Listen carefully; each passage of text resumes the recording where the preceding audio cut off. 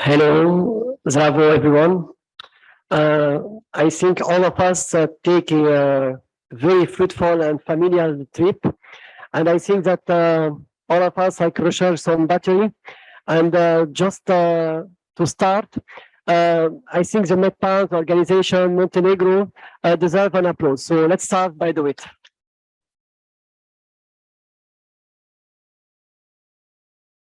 Now I think we are waking up, so we can start our session.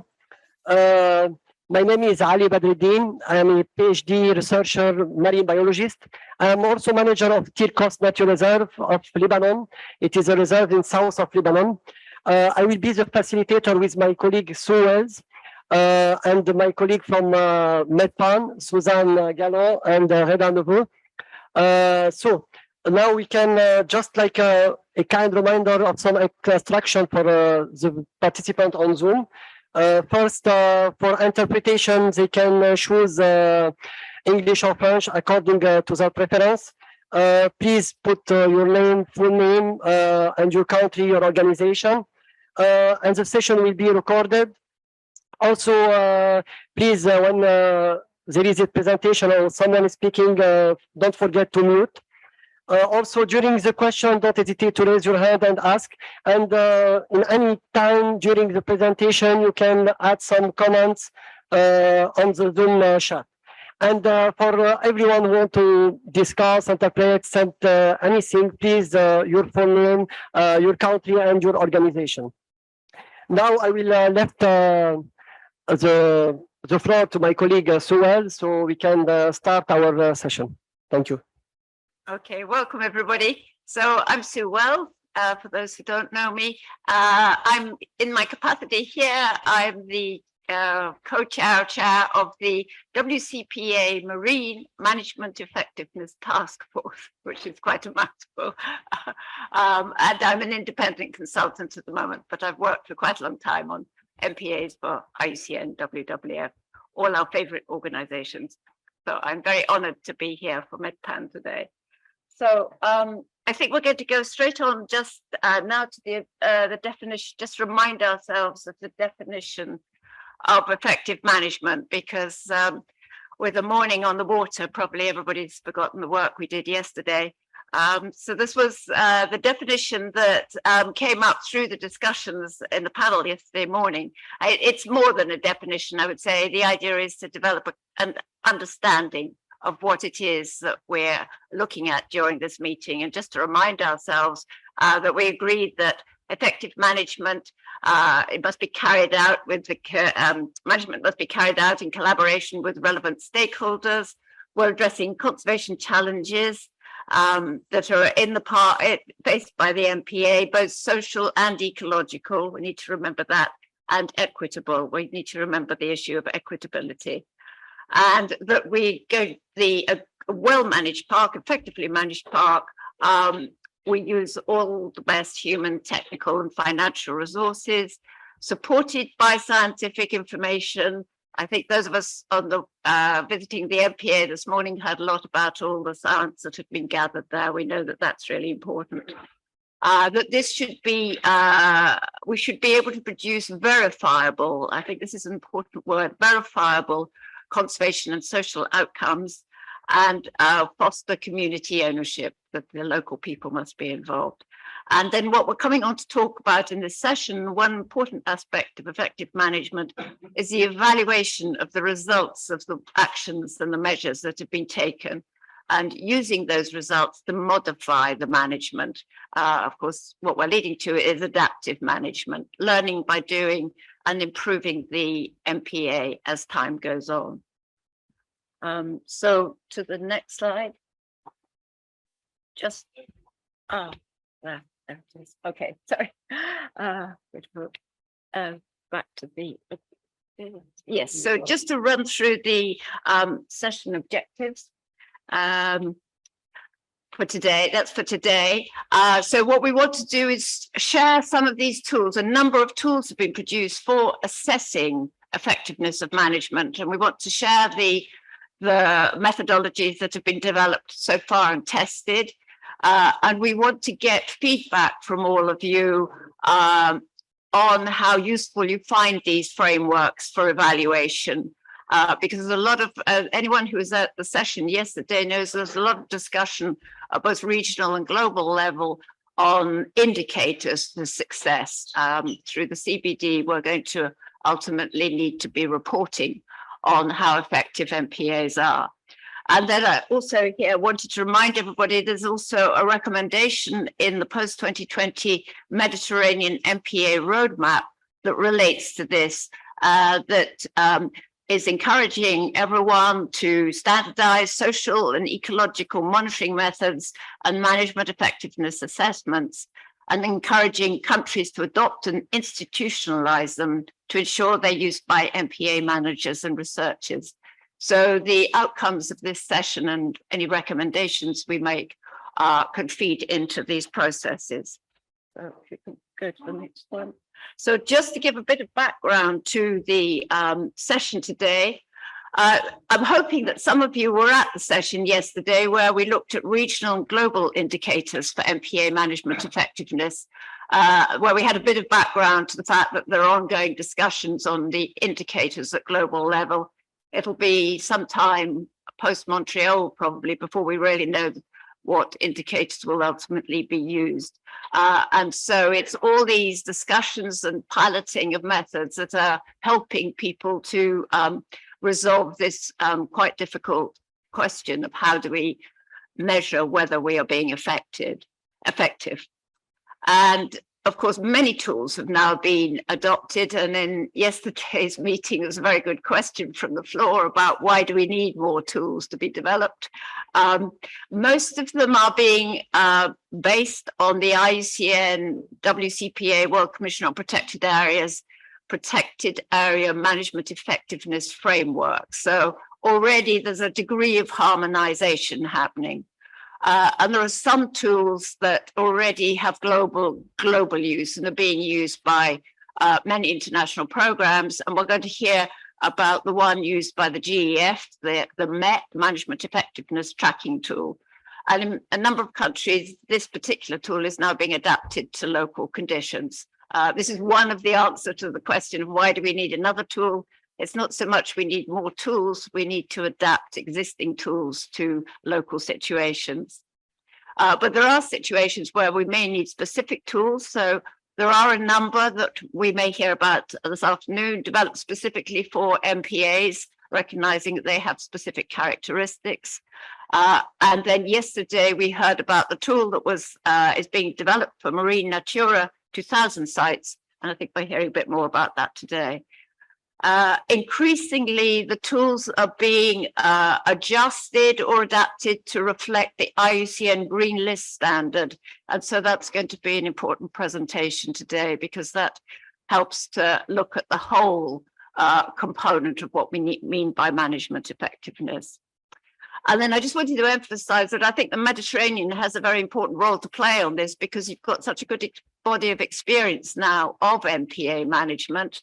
And a lot of tools are being tested here. And I just wanted to remind everybody, we don't have a presentation on the MedPAN quick evaluation tool. This was produced some time ago, and I know that MedPAN may revise it eventually, so we won't go through it today. But this was one of the earliest quick evaluation tools. One of the problems for MPA managers is having the time to do assessments. That's a frequent issue that's raised. And Mediterranean was one of the first to recognize this, and MedPAN produces quick tool, which is important that we bear in mind for future work in the Mediterranean. So now I think we're going to move on. And Ali, will you introduce the agenda for this afternoon? Yes, for the agenda, so the session is divided into two parts. The first part, we will have first our colleague from Albania. He will talk about assessing management effectiveness of MPA using an ETT MET. And the MedPAN founding mechanism for management effectiveness monitoring with Renaud and Elodie Gouraud. Methodological approach for assessing MPA management effectiveness with Concha Olmeda. I hope that I read well the name, and sorry if not. And after this, we have a general discussion and the coffee break. And after this, we'll let you know about the other agenda of the second part of the session. And for us, just to open a little bit the floor for participants, if they need to share with us any experience concerning effective tools that help to manage our MPA that want to share. So if any one of the participants in Zoom, so don't hesitate, it is time. And we totally encourage you to do it. So because we need from you this kind of experience and this kind of effectiveness, robustness, anything evaluation. So if not, I can start with our first presentation. Mr. Komida, the floor is yours to talk about assessing management effectiveness of marine protected area using METT. Thank you. Yeah, Mr. Komida, you have between 10 and 15 minutes. And this is for all the participants. Thank you so much. Thank you, Ali. Thank you, Sue. Well, I'm Katič Komida. This is moving too fast. And I'm from the Institute for Nature Conservation in Albania. And together with my colleague, Lorela Lazaj from the RAPA Vlore, we wanted to share with you our experience in using the management effectiveness tracking tool in assessing management effectiveness for a protected area.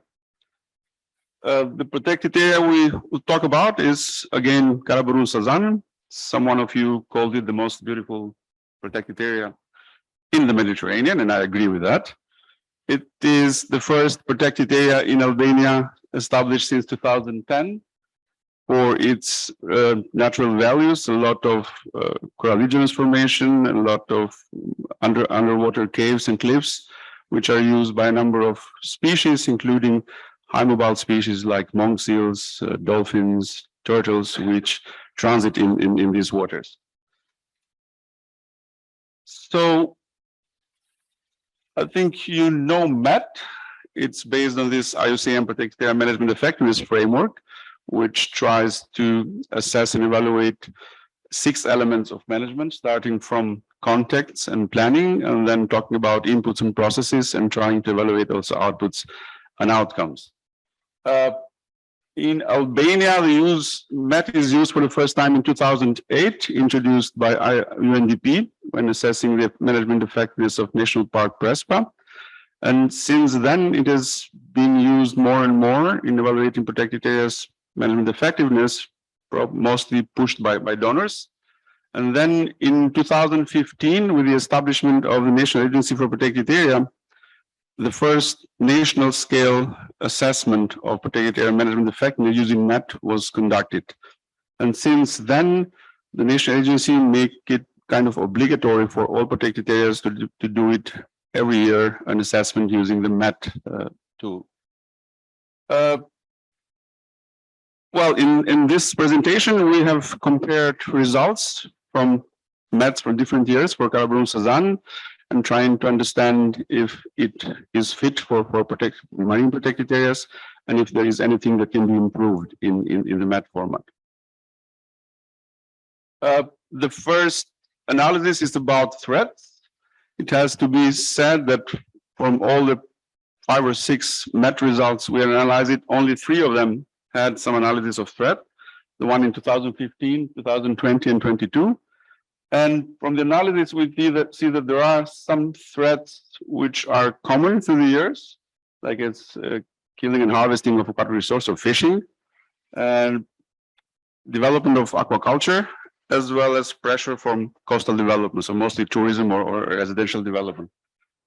Other threats are not that important, but what is interesting to see here is in the MET, there are some threats which are not maybe specific for marine protected areas, or threats that are related to terrestrial areas and are considered here in the marine as well, like storms and flooding. I don't know how marine protected area can be flooded. Considering the overall score,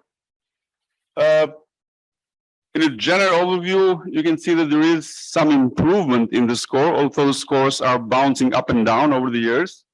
This depends mostly on the method used to complete MET. The MET in 2015 was done through workshops, which had wide participation of various stakeholders. And this was also done again in 2020 and 2022. While on the other years, the MET was completed by the protected area manager or managers, and in the best case. So they tend to be a little bit more overestimating their scores. But what is important is that over the years, there is more of these greener responses like score 2, and less of these red or yellow responses like 0 and 1. Another presentation of results according to the PAMA elements.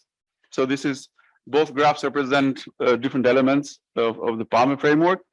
You see that for different elements, the scoring has been different over years. Some elements have had a gradual improvement, while others have more ups and downs over the years, as I said, depending on the methodology used. What is important to be noted that there's still, with the improvement, all the scores are far away from the maximum score of MET. So there is a lot to be done in improving the management effectiveness of these marine protected areas. So with this simple analysis of results, we want to focus more on lessons learned, or what we can learn from using the MET.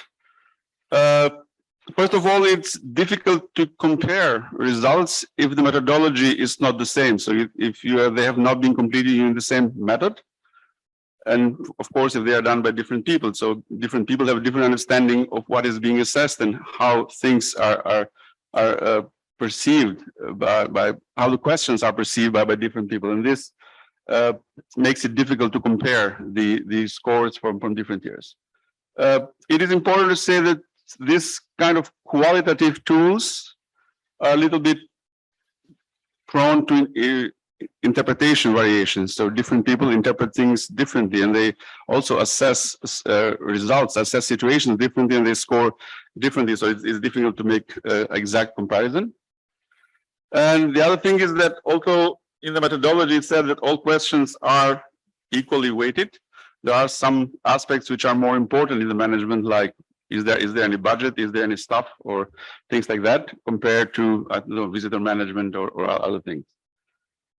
However, if MET is used correctly over the years, it's a good tool to track progress in the effectiveness of managing the management effectiveness of protected areas, and it can provide a good monitoring tool of how things are going with your MPA. Although we have learned that the MET is not particularly designed for marine protected areas, so as I showed you the threats, it needs to have some modification in the threats to add some more threats that are specific for marine protected areas. And it will be good if MET should avoid this expert judgment in addressing and scoring questions and be based more and more on quantitative data. So as much as possible to use quantitative data, measurable data to score against management effectiveness. It has some limitations because it has only few questions or few scores about outputs and outcomes. So it's not that valuable when you want to measure the outcomes of your conservation. Some of these issues have been addressed in developing the MET 4 version, which is a significant improvement of the MET version 3, which we have used. And we believe that the regular use of MET from protected area managers could provide a good basis to reflect on the challenges. So we have understood over this year with the use of MET that it's not the scoring itself which is important, but is the process, how you go to that scoring, is the discussions you have when you do that scoring that are more important than the scoring itself, because during the discussions you think about what are the challenges that you are facing. Trying to find some recommendations of how we would like an assessment tool to be the perfect assessment tool. So It has to consider all aspects of management, particularly outputs and outcomes, so the results of conservation. It has to be easy to understand, so it has to have easy definitions of what is being assessed and simple questions, leaving little room for interpretation, for various interpretation. Scoring should be easy and visible represented, so using graphs or visuals, so everyone can see how they are doing with their management effectiveness. It should, in the case of marine protected areas, it should be maybe specific, addressing some specific issues that are only for marine protected areas and not for other terrestrial protected areas. And it should use as much as possible quantitative data when scoring for management effectiveness. And I think it's not necessary to mention it. It's always important to be done through a participatory approach. It's always important to have as many stakeholders involved when you do the assessment, because it's important to address all aspects, all perspectives of the management effectiveness. So, yeah, this was it. Thank you very much. And if you have any questions, I'll be ready to answer.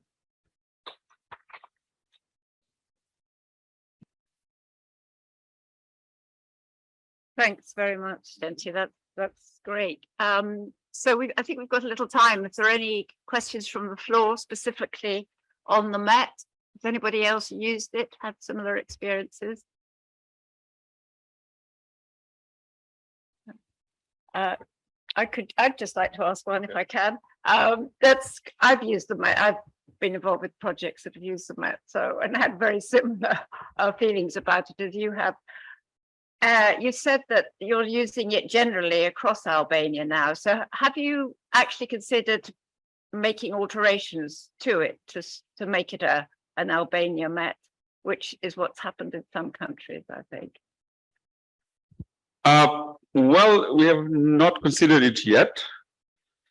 As a matter of fact, there have been discussions into what things of MET can be adapted to the Albanian situations, and we have had some discussions on that.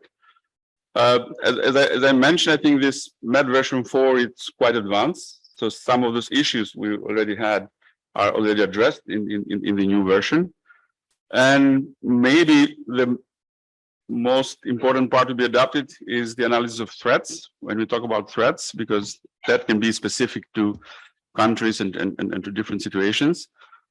And then what is quite improved in the version 4 is this outcomes, this condition of values. It's quite important, and that also changed the process on how you do MET now. So it requires you have a lot of information about the status of your values of habitats and species prior to doing the MET scoring. So I think that is an important step forward into the MET process. I have a question also, Genti. Anyone have a question before I ask? So, yeah, go for it, please.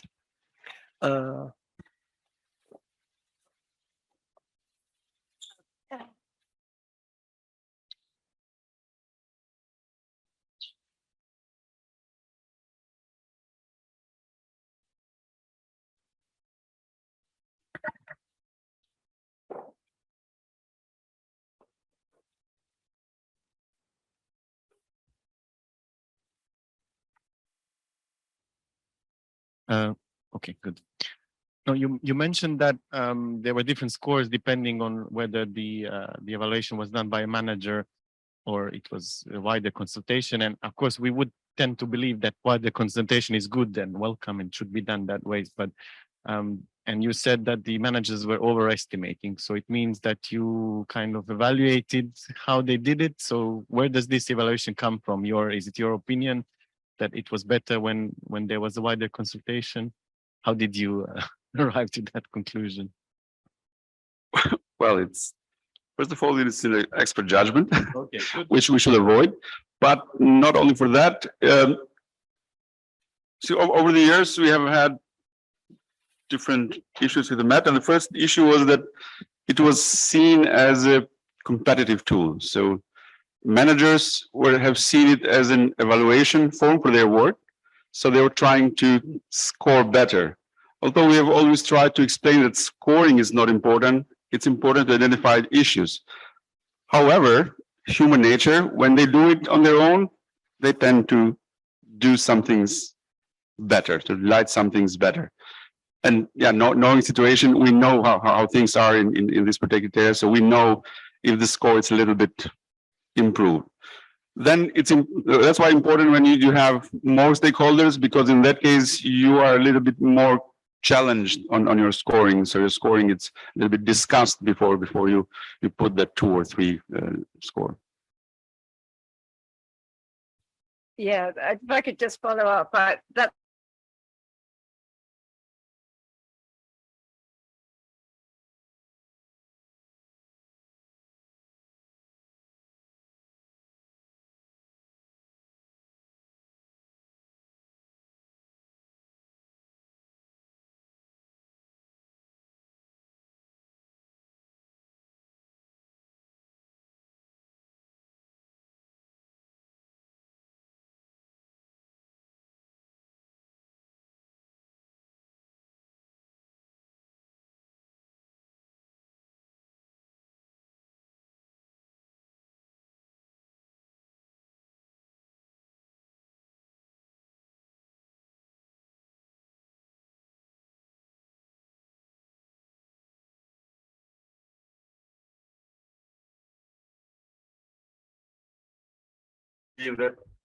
In that case that you had you mentioned in Australia, this is what we were telling to protect their managers, that it's not the score which is important. You should not, well, sometimes tell them it's better to underscore so you can get more help. It's like a cry for help. If you have issues, it's a cry for, if you're doing well, nobody will bother to help you. So thank you, Shanti. Thank you so much. For me, I take my answer from the question of our colleague. So thank you.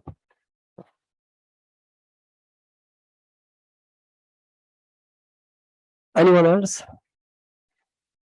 By Zoom? No? Okay. There is a question over there. The last one, huh? Yeah, the last one. Thank you, and great presentation, Jenty. And I think it's not so much of a question, but more of a reflection on what you said, specifically noting it's not the score, it's the process. And I should have said at the start when you asked, Ali, but I work at the moment implementing the EU-funded ocean governance project, in which we've built a self-assessment tool for MPA managers specifically for marine mammals in terms of management plans. And it's the exact same conversation that we have during workshops with MPA managers. It's not the score per se. Yes, it's valuable. It can be used for continual assessments to see where improvements are, but it's the process of undertaking the assessment that highlights areas or gaps in management plans or activities that are needed. That's the valuable process, I think, with these tools. And it's also to the point where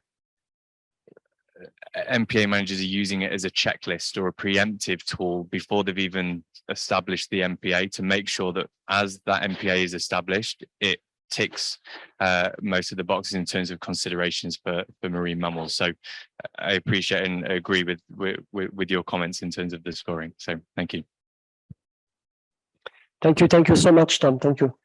Thank you, Gentil, also. So we can now move with MedPAN, funding mechanism and management effectiveness monitoring. Renaud and Elodie, the floor is yours. Thank you.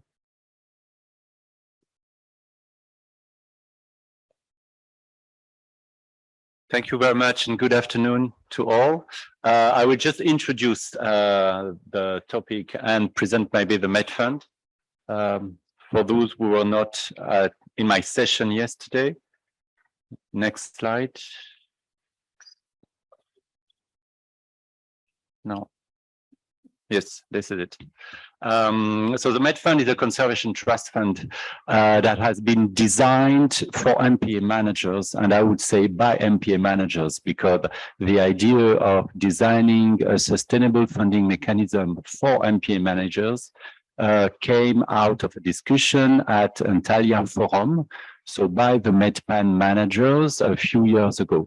So Monaco, France, and Tunisia, so those three countries, they took the lead to design a custom-made trust fund. And what we do is that we fund management day-to-day cost of marine protected areas.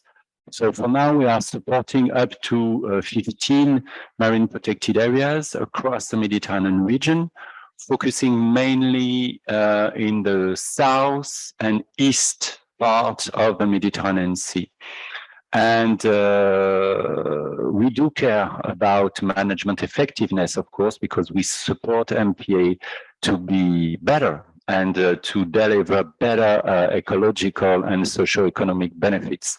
So to do so, we have developed a custom-made tool thanks to the support of a JEF-funded project. So we'll leave the floor to Elodie to get in more details into that.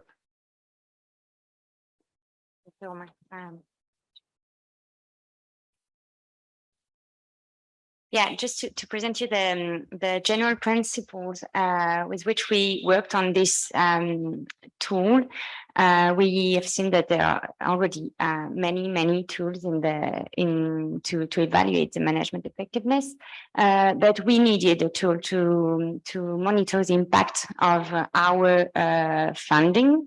And as we support management effectiveness of the MPAs over long term, we needed a tool that is really appropriate for the specificity of the Mediterranean MPAs.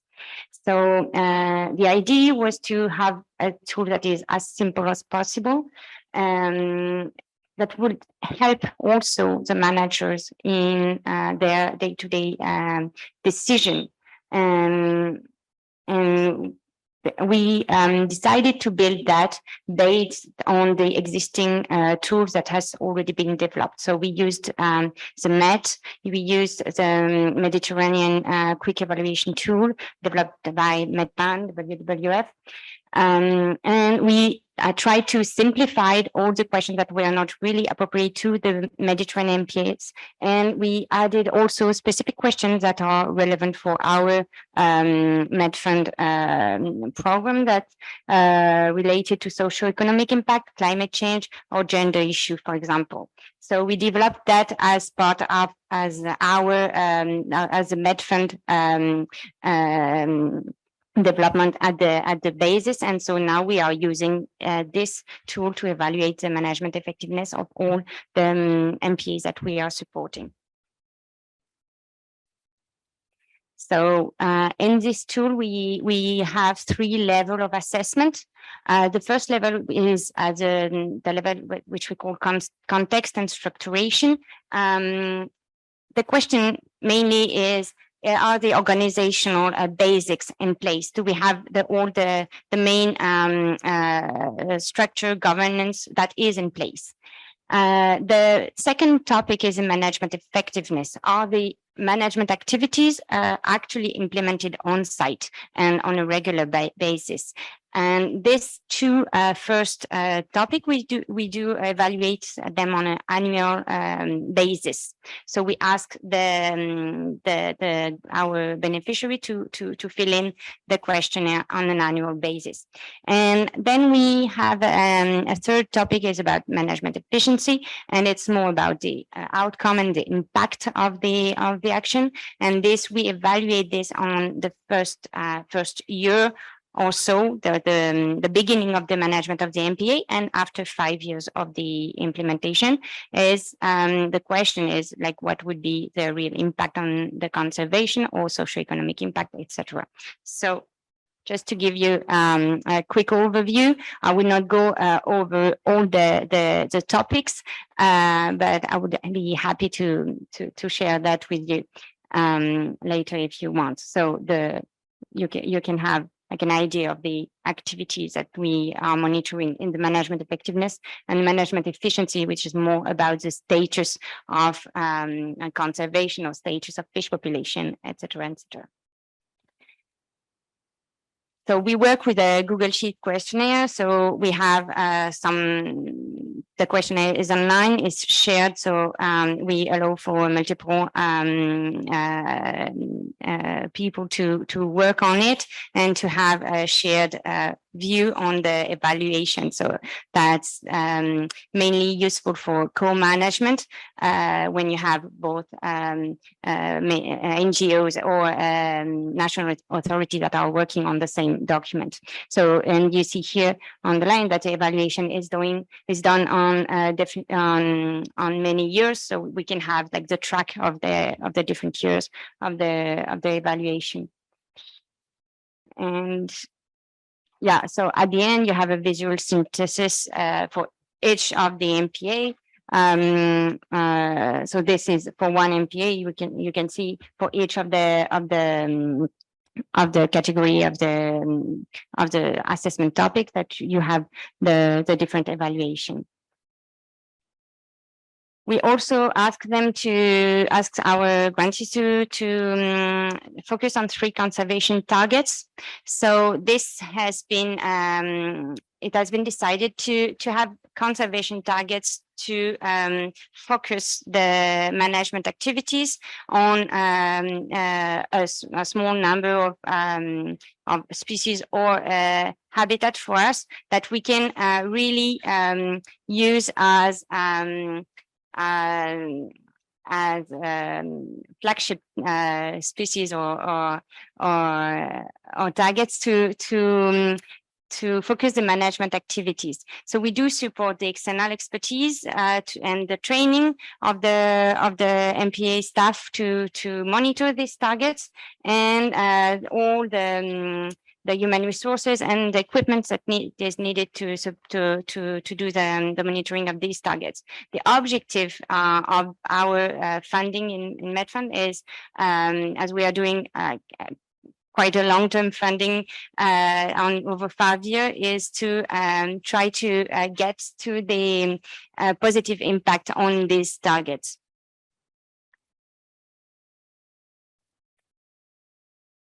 So this the tool that we provide to the MPA manager is used by the managers and also by our team to set regular objective, as we have a long-term funding of over 5 years that is flexible. We can use the tool to identify the gaps and to plan new activities or corrective actions to really address the gaps that has been identified. So, and we also can adapt to an unexpected situation. And if you have, like, this is a kind of like resiliency that we have.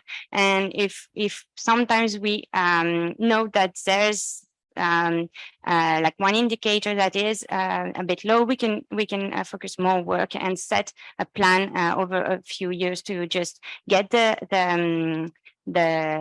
targets higher.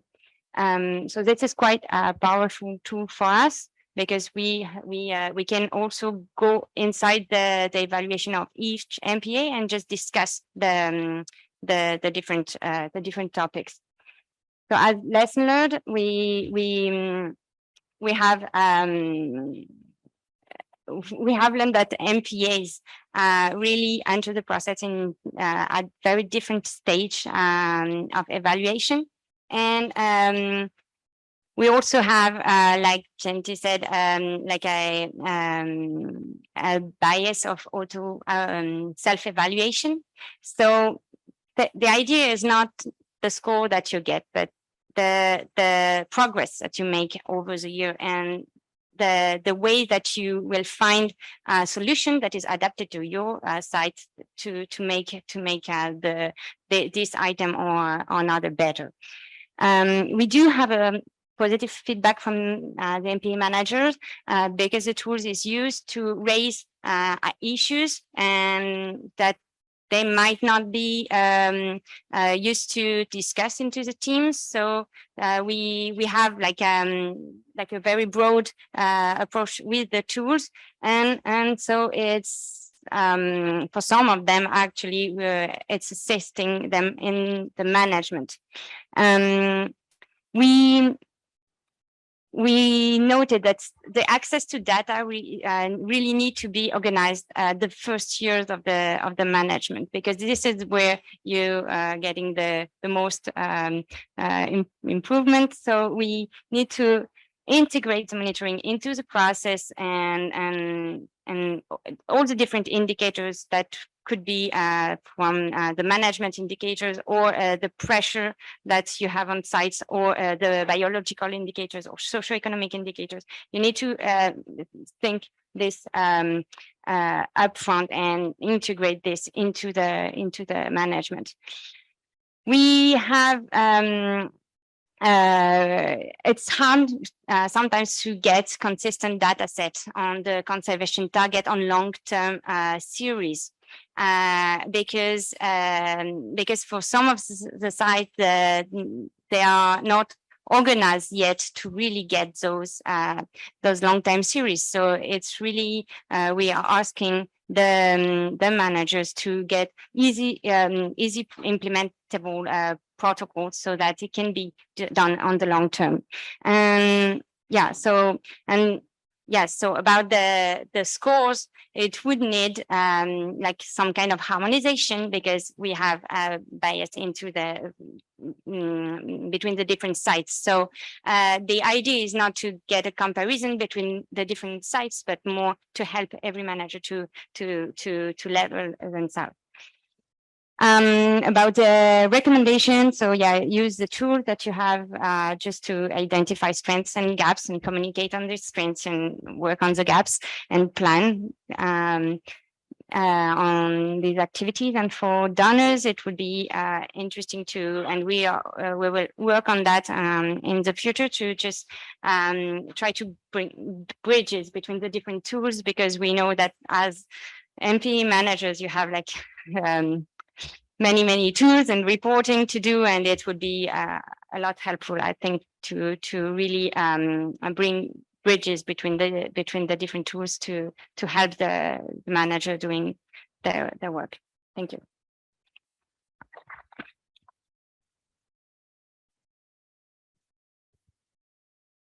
Thank you so much, Elodie and Romain, for this clear and beautiful presentation.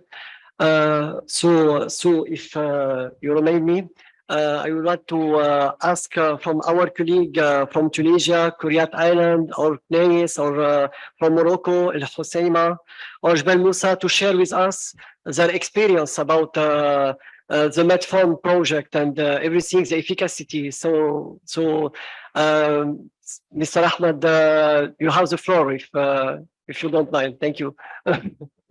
It is not a trap, so just to, because I coming from a country like under development, so for me it is important to hear your experience.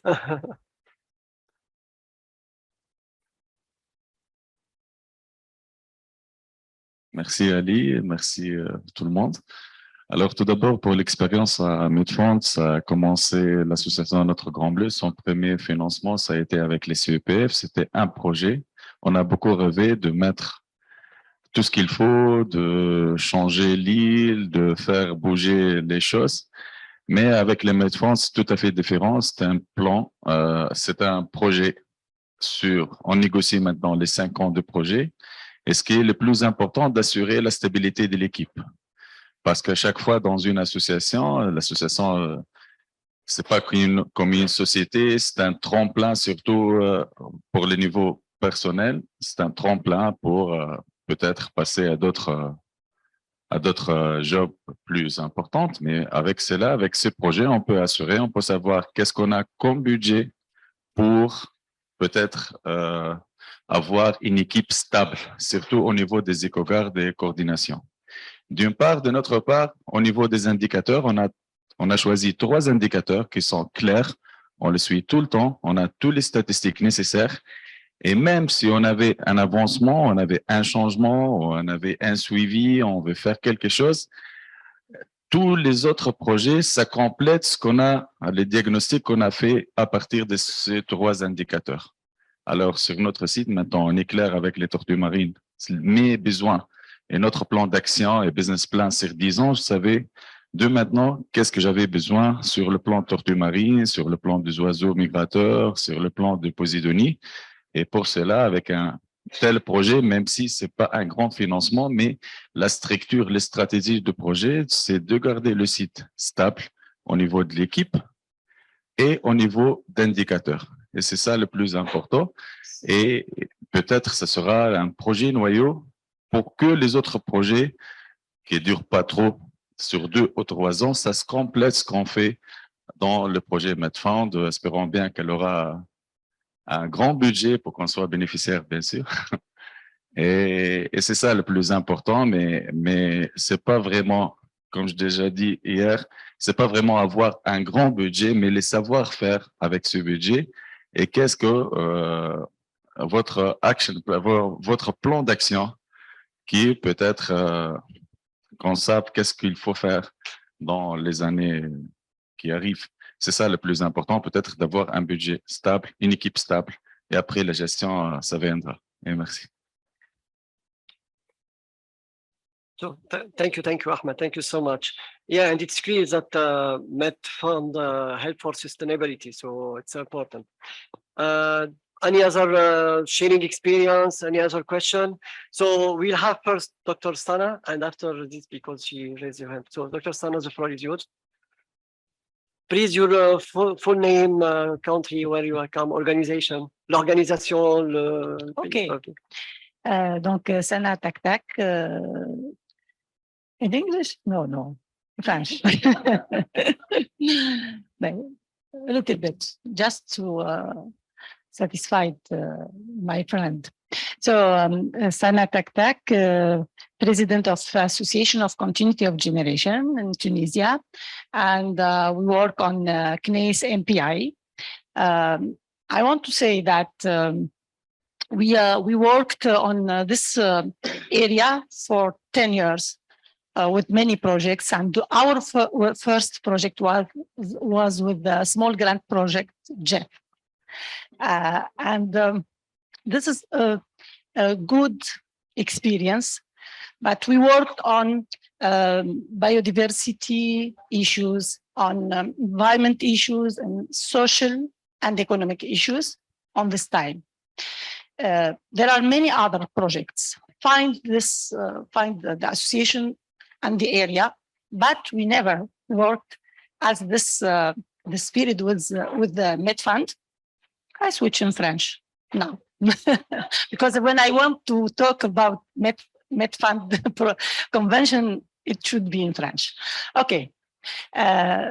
Donc, avec cette nouvelle convention tripartite, je dirais, MedFund, l'Agence de protection du littoral et l'Association de la continuité de génération, c'est une nouvelle ère qui nous a permis de travailler sur des axes très intéressants concernant la préservation de la biodiversité, donc une approche scientifique qui n'était pas là dans l'association. Donc, un staff de jeunes, hommes et femmes, ont beaucoup appris à travailler sur le suivi scientifique, c'est avec les experts, mais on commence à avoir une expérience.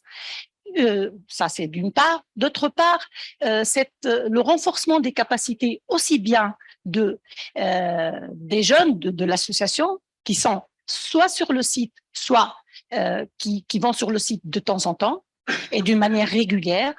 Donc, ça a donné un nouveau souffle, une nouvelle approche. Et puis, grâce aussi à, on a beaucoup appris des autres aires marines protégées, des autres associations. Donc, ça, c'est aussi un grand challenge.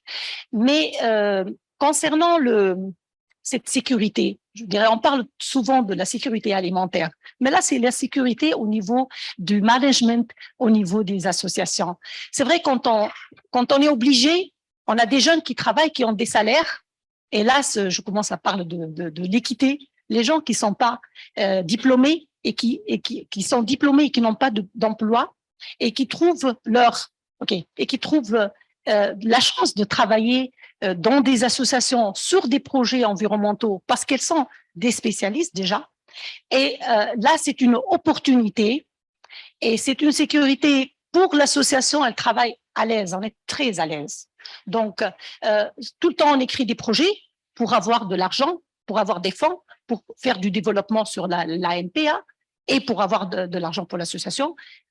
Sur 5 ans maintenant, on a à donner plus de force pour faire de la préservation, pour faire le suivi scientifique, pour travailler sur tous les axes. Et ça, c'est vraiment une opportunité.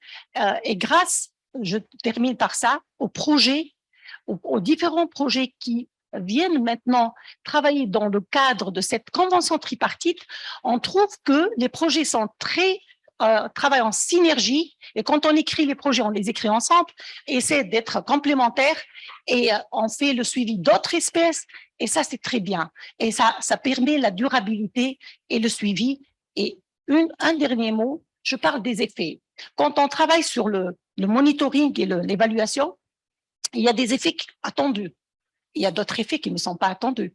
Il y a des effets positifs et des effets négatifs.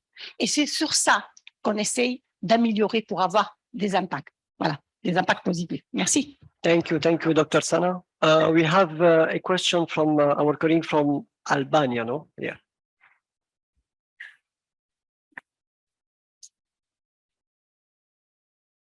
Hello, I am Laureta Sadeclari. I am from MPA NGO, one of the beneficiaries of MedPAN project. I'll get back to the tool because we have had experience on filling this tool for like 3 years now. And I would say that this tool is very effective, first of all, because it evaluates the gaps that we have in the management of the MPA, and also it allows us to make changes on our budget in order to score better in these gaps that we have. It also serves as a database because the tool not only gives an evaluation of how we are managing the MPA, but it also collects data regarding a lot of different topics that are including the conservation targets or other activities. So each year, we fill this tool every year at the end of the year, and each year we fill information. And it's not only information based on our judgment, but it's also information based on indicators and other data that are collected. So it's true data, I would say, not just our opinion. So something that I would say maybe it's a problem or negative. I wouldn't say it is negative, but it has the fact that at the beginning you need to work a lot on it to gather all the information from all of the resources and put it on the tool. And then you get, each year it gets easier because you already have a base and you work based on that. And the fact that we have this connection between the tool and the budget is very positive because we are able to work on the things that we see as issues and problems, and we can make change based on that. For example, when we first filled the tool, we saw that we had gaps in climate change and also invasive species. So in the project of the budget of the project for the next year, we included activities that affected these topics. So we scored better the next year based on our evaluation of the previous year. Thank you. Yeah. Thank you so much for this fruitful intervention. So it's about creating a baseline, and basing on this baseline, we are going to do as the other activity and to create this kind of activity. So thank you. Any other intervention? Okay. So we have a question online. Sorry, Si Mokhtar. Okay. Okay, we have a comment in French, so put your headsets, please. Donc, on a un commentaire de Taous Moulet, une question plutôt, qui nous demande: est-ce que ces évaluations de l'efficacité de gestion sont publiées publiquement?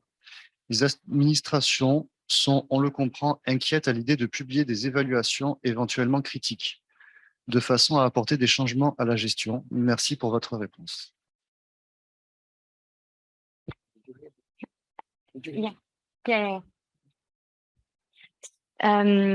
Alors, je vais peut-être répondre en français du coup. Alors non, ces évaluations ne sont pas publiées publiquement. De toute façon, c'est de la donnée qui est effectivement assez sensible dans le sens où ce qu'on veut, c'est vraiment avoir une évaluation honnête et une confiance entre les gestionnaires d'aires marines protégées et nous en tant que financeurs. Donc en tout cas les données qui sont aujourd'hui dans nos databases ne sont pas publiées publiquement. Ce qui pourrait y avoir s'il y a et ça ce sera une discussion qu'on aura aussi avec nos bénéficiaires, sur savoir comment est-ce que de la donnée peut-être agrégée pourrait être publiée pour qu'on puisse effectivement contribuer aussi et montrer aussi finalement cette progression et cet engagement. Mais à ce jour, nous on l'utilise vraiment comme un outil de pilotage. On a vu voilà les biais et c'est quelque chose sur lesquels on est assez vigilant au début des conventions, puisque on est quand même voilà quand on est le financeur, finalement, l'aire marine protégée se sent un petit peu obligé parfois de répondre sur un score un peu plus élevé que ce qui est la réalité. Alors là, on remet bien les choses dans leur contexte en disant que voilà, nous, on n'est pas là pour juger le niveau, mais on est plus là pour juger l'engagement et la manière de mettre en place les activités pour essayer de corriger le niveau. On a été aussi gestionnaire. On sait que tout n'est pas linéaire, que c'est pas parce qu'on fait une action sur une pression, qu'on réduit une pression, que forcément on aura les indicateurs biologiques des cibles de conservation qui vont mathématiquement devenir très positifs. Il peut y avoir tout un tas d'effets annexes qui viennent dans le cours de l'évaluation. Nous, les données sont vraiment utilisées pour aider à la gestion, et c'est en tout cas c'est notre souci, et pour l'instant donc pas publié. Yeah, I just wanted to say that's great that you brought up that topic of for the question of how you can publish the data, because that is one of the very difficult bits with these assessments and evaluations. Is, as you say, a lot of the data might be confidential or information that maybe shouldn't be made public. And that's why there's a lot of discussion going on at the broader level now to find ways as you mentioned, aggregate data, to find headline measures and indicators that can be reported on openly and publicly. Because we haven't actually mentioned the global database on protected area management effectiveness, which is based in Cambridge at UNEP WCMC. So we might come back to this in the general discussion, because it is an important point as to how we report that. Yes, thank you, Sue and Elodie. One last intervention is from our colleague Mukhtar Sayed from Libya. So, Mukhtar, please. So fast, dear Mukhtar. Okay, thank you. I will be so fast. I'm Mukhtar Sayed from National Council for Civil Liberties and Human Rights in Libya. Thank you, Roma and Elodie. I'm just having a question at the first. MedPAN, they are funded only the marine protected areas that have management plan, yeah? So in this case, I think there are another MPAs in the Mediterranean. It is established for many years ago, but and also we have data about the biodiversity in general. And also you have, I think, long-term fund for 5 years. So did you think that maybe in future you can have some fund for the management plan for those places as MPAs in Mediterranean in general? Let's say maybe we can divide it at the first stage and then the second stage. If we are going well with the management plan, then we can continue to do another activities in this MPAs. Thank you. Thank you for the question. In fact, we do not fund management plan as such, but this is one of our eligibility criteria to receive funding from the MedPAN. We have 3 eligibility criteria. One is being an official marine protected area or being in the process to be officially designated. Second one is to have on a management plan, or at least a document of activities that you are going to implement. And the third one, having a dedicated management unit to implement that. Why we don't fund management plan? Because there are other organizations in the Med that are supporting countries, especially the work done by the SPARAC, the work done also by IUCN Med, supporting countries to design management plan for their MPA networks. So we have our niche, which is just funding the implementation of management plan. So if you don't have management plan, talk to SPARAC first, and maybe to IUCN, and hopefully in a few years, we'll be able to support you. Thank you so much, Elodie, and thank you for this fruitful exchange. So we move now, I think, online to talk about methodological approach for assessing MPA management effectiveness with Concha Olmeda from Spain. Concha, the floor is yours. Thank you. Thank you. Good afternoon, everyone. And thanks to MedPAN for allowing us to make this presentation today. I will speak also on behalf of my colleagues, Álvaro García Herrero and Tecla Maggioni, who are also participating online in this session. And we are very sorry for not being able to be with you in Montenegro, but we hope you will enjoy our presentation. Next, please. I will talk about the testing of a methodology that has been recently developed in a new project to assess management effectiveness of marine Natura 2000 sites and other EU MPAs. The methodology was presented in detail yesterday. The presentation was given by Vedran Nikolic from the European Commission. So I will only remind here very briefly the main components of this methodology, which is also based on, has built on existing methodologies that were reviewed in the beginning of the development of this methodology, as the IUCN already mentioned many times methodologies, the MED, RAPAM. So we reviewed all those methodologies and tried to build a new methodology that was well tailored to marine Natura 2000 sites and other EU MPAs in the EU. This was conceived as a self-assessment, and it includes 6 main components or sections with 11 questions and some sub-questions. In total, it has no more than about 25 questions.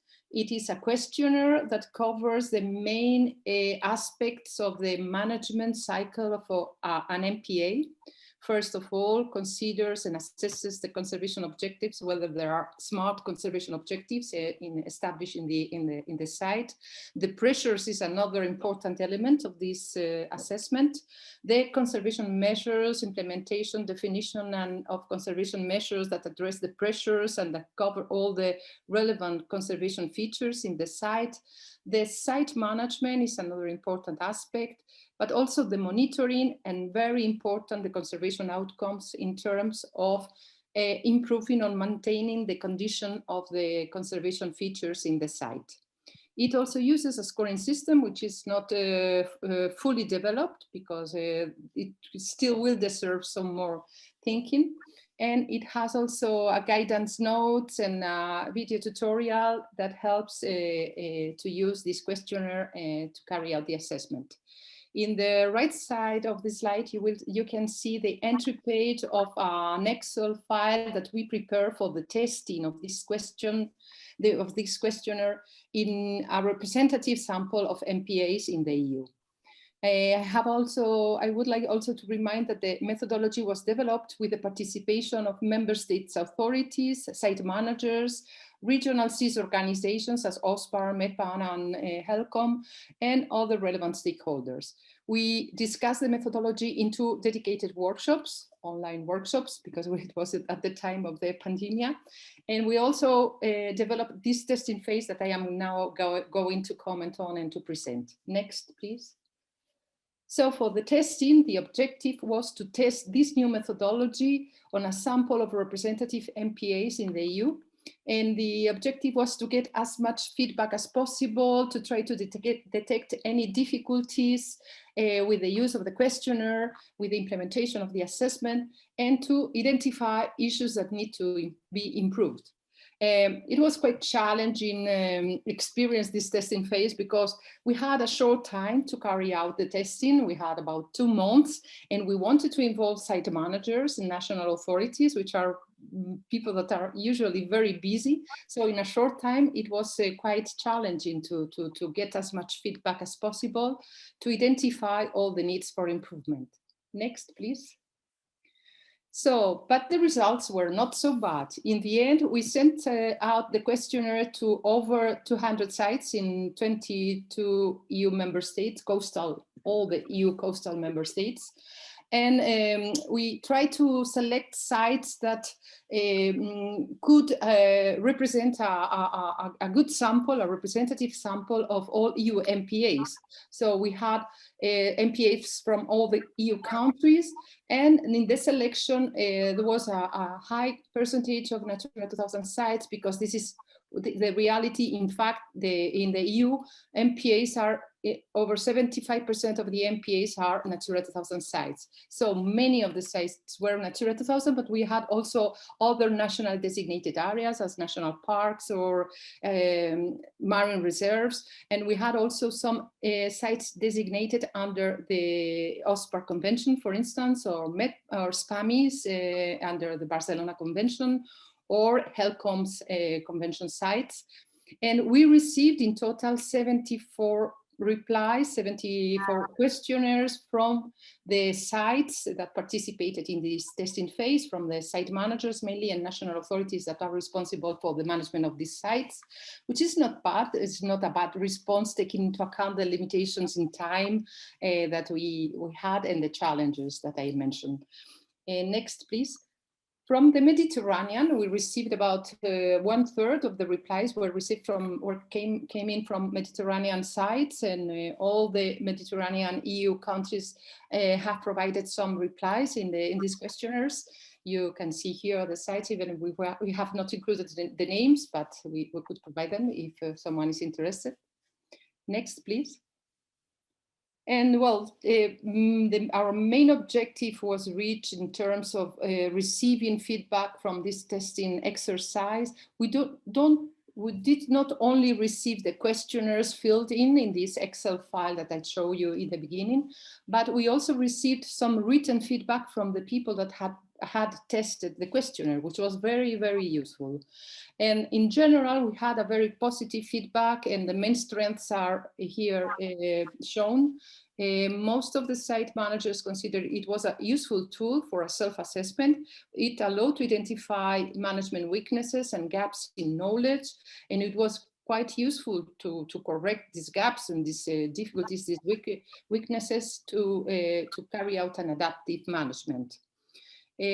Most of the respondents consider also the questionnaire was comprehensive. It covered the main aspects that have to do with the management effectiveness in an MPA. And the questions were appreciated. We received also some detailed comments on how to improve even the formulation of the questions. But in general, as I said, there was a very positive feedback. But we also had could identify some shortcomings, some difficulties. Next, please. From the feedback received. Next slide, please. Many of the people, the respondents that participated in this testing, also raised concerns and identified issues and difficulties. First of all, some of them mentioned that or highlighted the lack of information to properly fill all the questions. There is in some of the questions, you need to provide some information, some data to support the replies, or the replies must be based on some kind of information that is not always available for the site managers in some sites. And most of the respondents also complained about the time required to complete the questionnaire, even if some of them mentioned that they could fill in the questionnaire in about 4 to 6 hours, which is not too much. Some of them require much more time, especially when they had to retrieve information from different sources, because they had not the information readily available for them. And in those cases, there was sometimes there was even 1 day for, they needed even 1 day to fill in the questionnaire. Some other issues detected or commented in the replies received were that the questionnaire was not perfectly tailored to other types of MPAs. It seems to be very much focused on Natura 2000 sites. So maybe some adjustments should be made to make it more tailored to other types of MPAs. And also they need to clarify some terms and concepts. And some of these issues, especially the lack of information or the significant time required to complete the questionnaire, could be probably overcome if we could use information from existing databases and reporting systems, for instance, for Natura 2000 sites. So this could probably facilitate this exercise. Next, please. Not only the testing phase was very useful for us to detect the main issues that would need to be improved if we are going to use this questionnaire more widely in the EU, for instance, to assess management effectiveness of MPAs. But it was also for us useful to try to test what kind of information we could aggregate to carry out a network analysis, for instance, and to detect or to carry out an overall assessment of status and trends at national, regional, or EU level, or, for instance, to analyze some types of problems or issues or selected pressures or conservation measures that are implemented in the network of marine protected areas. So we try to use the data collected through these questionnaires, through these 74 questionnaires, to carry out some kind of analysis of this kind of analysis. But we have to remind, and we have to give here, to mention a strong disclaimer for this testing exercise, because the sample was not too big. We had only replies from 74 questionnaires. So the data that we are going to present here are not to be taken as results or overall assessments, but more to show or illustrate the type of analysis that could be done through aggregation of data for the site-based assessment. Next, please. For instance, it would be possible to, there is a scoring system in our questionnaire, which, as I mentioned, could still be probably improved, but it allows to know what is the progress. We call it progress assessment. You can get a score for each of the components, for instance, or for the setting of conservation objectives or analysis of pressures or establishment of conservation measures. So we could compare this over the time, or— Concha, please. Very quick, yeah. Yeah. So next one. This is just to show the types of analysis that we can do. Next, please. Next.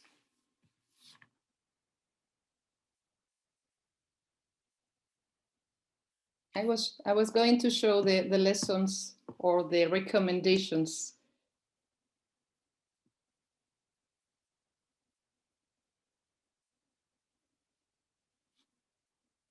Well, this is another example of analysis about the pressures that we could detect in the questionnaires for one species, for bottlenose dolphin. Next one, please.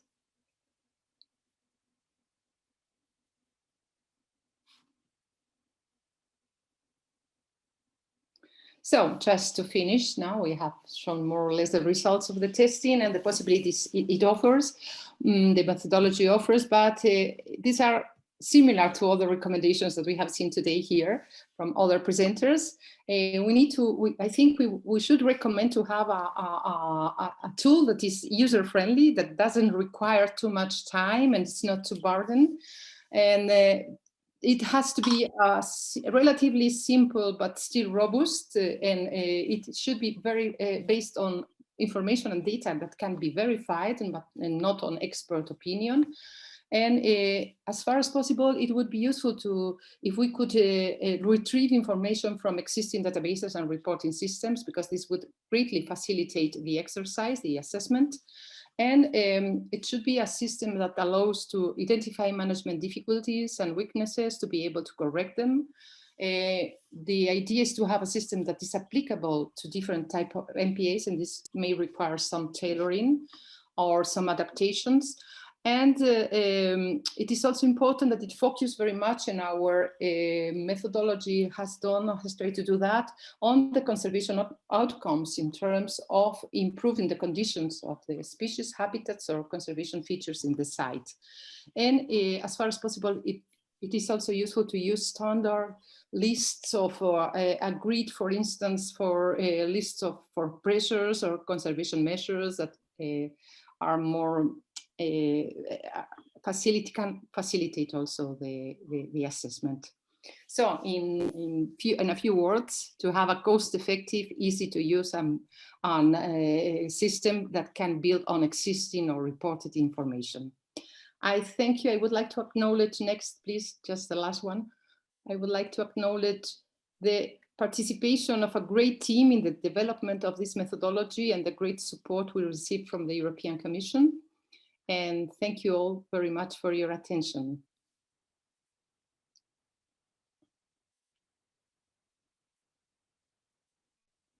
Concha, for this interesting tools and for your presentation. So we have like time for a few questions.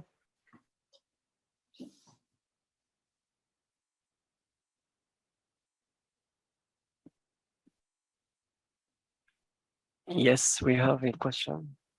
Please. So we will go first for our colleague, and we come back.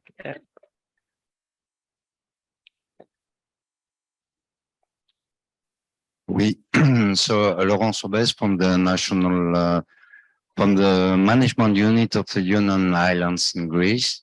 I have a question about the point we mentioned about data available.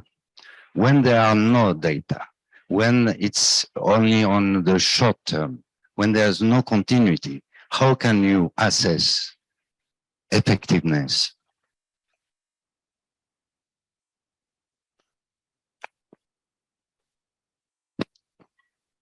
If I may, yeah, this is really a gap that should be overcome somehow. Yeah, of course, if you don't have the data to know the status of the species, habitats in the site, all the pressures or the impact that pressures are having on the conservation of those features, of course, this is a main gap that should be overcome. So even the assessment in these cases can show what are the main gaps in knowledge that should try to be resolved.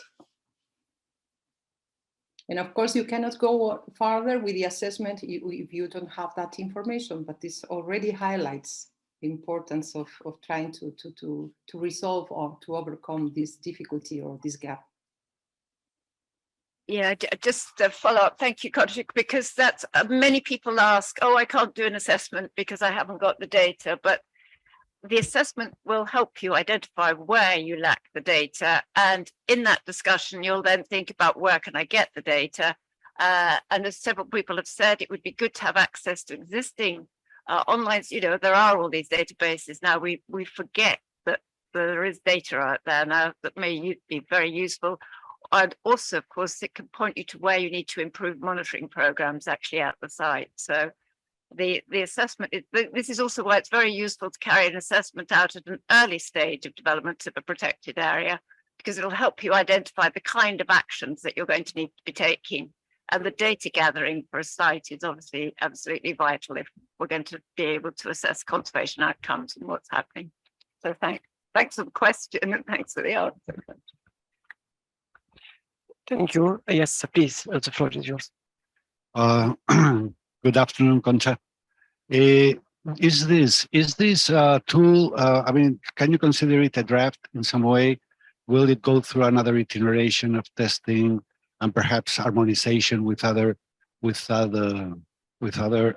systems which are being even here proposed, although even the EU has accepted the environmental objectives in the marine strategy? I mean, will there be an harmonization of all of this, so there's not so much of a burden over the authorities to answer to all this evaluation, regular questionnaires at some point? I mean, what is the level of matureness of this proposal?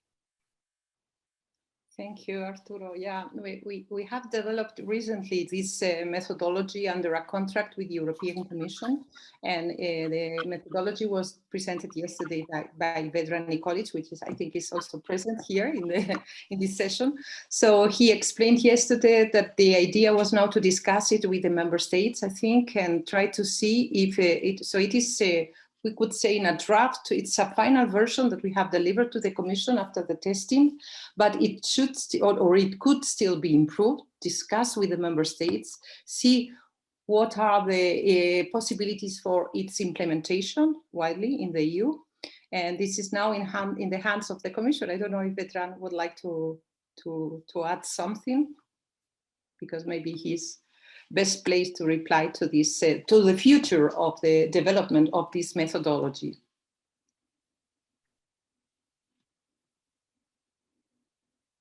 Yes, just in short, on the first question from Laura, I think that was a very good. What if you don't have the data? And here we didn't have time to speak about details, but this questionnaire opens up a series of questions depending on the answer. If, for example, is there a monitoring of pressure, regular monitoring of pressures? If you answer no, there are no further questions. If you answer yes, then there are more detailed questions. So in fact, the less you are doing, you stop earlier, the questionnaire is shorter, and it reflects in the, well, score, let's say score, but it reflects in the assessment, because you cannot be considered effective if you don't have the monitoring. So you see, the tool tries to do this in a smart way. The less you are doing in your MPA, the shorter time to fill in the questionnaire.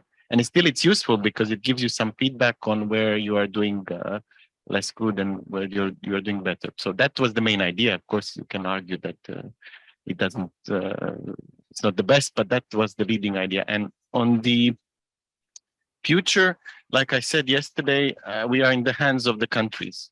We think that this tool could work with all the existing information which is being collected through the other reporting streams. The main request from the countries is to avoid additional burden. So we try to collect information only which doesn't exist elsewhere. This questionnaire is supposed to be pre-filled with all the information on pressures. It exists in the standard data forms of the sites. The pressures exist, the species and habitats, there's their condition. So we draw on that and we ask the rest. So approximately 60% of what we ask doesn't exist anywhere else. That's the main idea. But they will tell us whether this is going in the right direction. We don't impose anything. We propose this, and to our knowledge, there are only few countries that have developed something else or have tested. But no country, to my knowledge, is regularly implementing any methodology. So we are on time to see whether we want to integrate, whether we want to, what we want to do. And that's the discussion that we will have with the countries, at least for the Natura sites. For the other MPAs, we need to see whether there are databases that we can draw from. The CDDA, which is the European database of all protected areas, doesn't currently hold enough information that can be fed and pre-filled. So we have to see how to solve that. Can I just ask, we'll have copy, we'll go for copy in a second. Just one follow-up question on that. I'm just wondering if it'd be useful for other countries, if you have a country where you've got the new method you're developing and they already have some assessment, a system, or already using a tool, would you be able to make a comparison and to give an example of how the two systems could work together, or one could replace another? I don't know what the situation would be. Do you have an example like that? We'll look into that in the following months. I know Finland was using MET, I think some other countries were using some other, so we have to see how they work. But they're not like it was said today, they're not same. The MET doesn't use the same level of detail or the same questions. So we have to see if it builds on that, it's good. If it's completely different, then we have to see how it will work together. Yes, thank you so much all for this very fruitful part one of our session. So some take-home message or take coffee break message if you want. Scoring is not important. Define issue is important, or also progress is a point to reach. So now we have a coffee break of 50 minutes. So please and thank you, and kindly come back at 4. So thank you so much.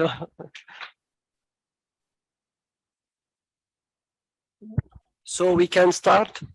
Thank you, everyone, and hope that you recharge your battery also. And sorry to be so strict.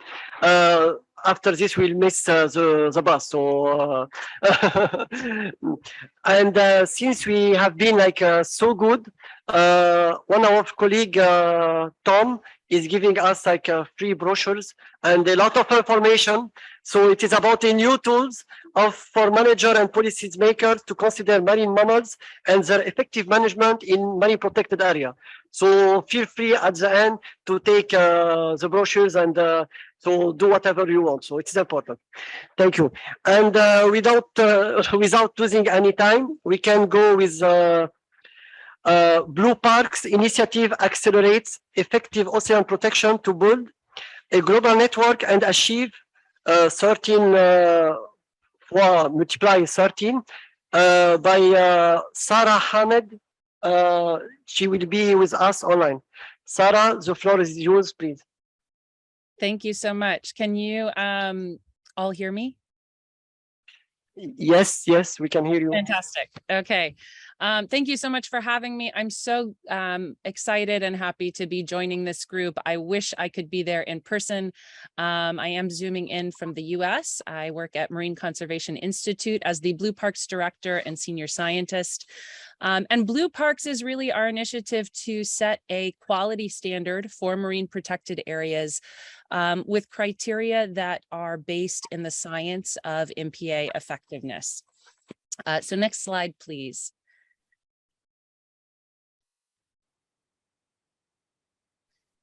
We all know that our ocean is imperiled by many human activities, and that MPAs are probably our most powerful and certainly our most efficient tool to conserve ocean ecosystems and marine biodiversity in the face of these impactful activities, things like overfishing and bycatch, climate change, and increased industrialization of our ocean and the multiple stressors that impact our global ocean. Next slide, please. And go ahead and click 2 more times. I included some pop-ups here that I shouldn't have. Once more. Thank you. So we know that marine protected areas, when they're done well, they improve biodiversity outcomes. We see increases, vast increases in the biomass of fishes and their density, their size, and their diversity.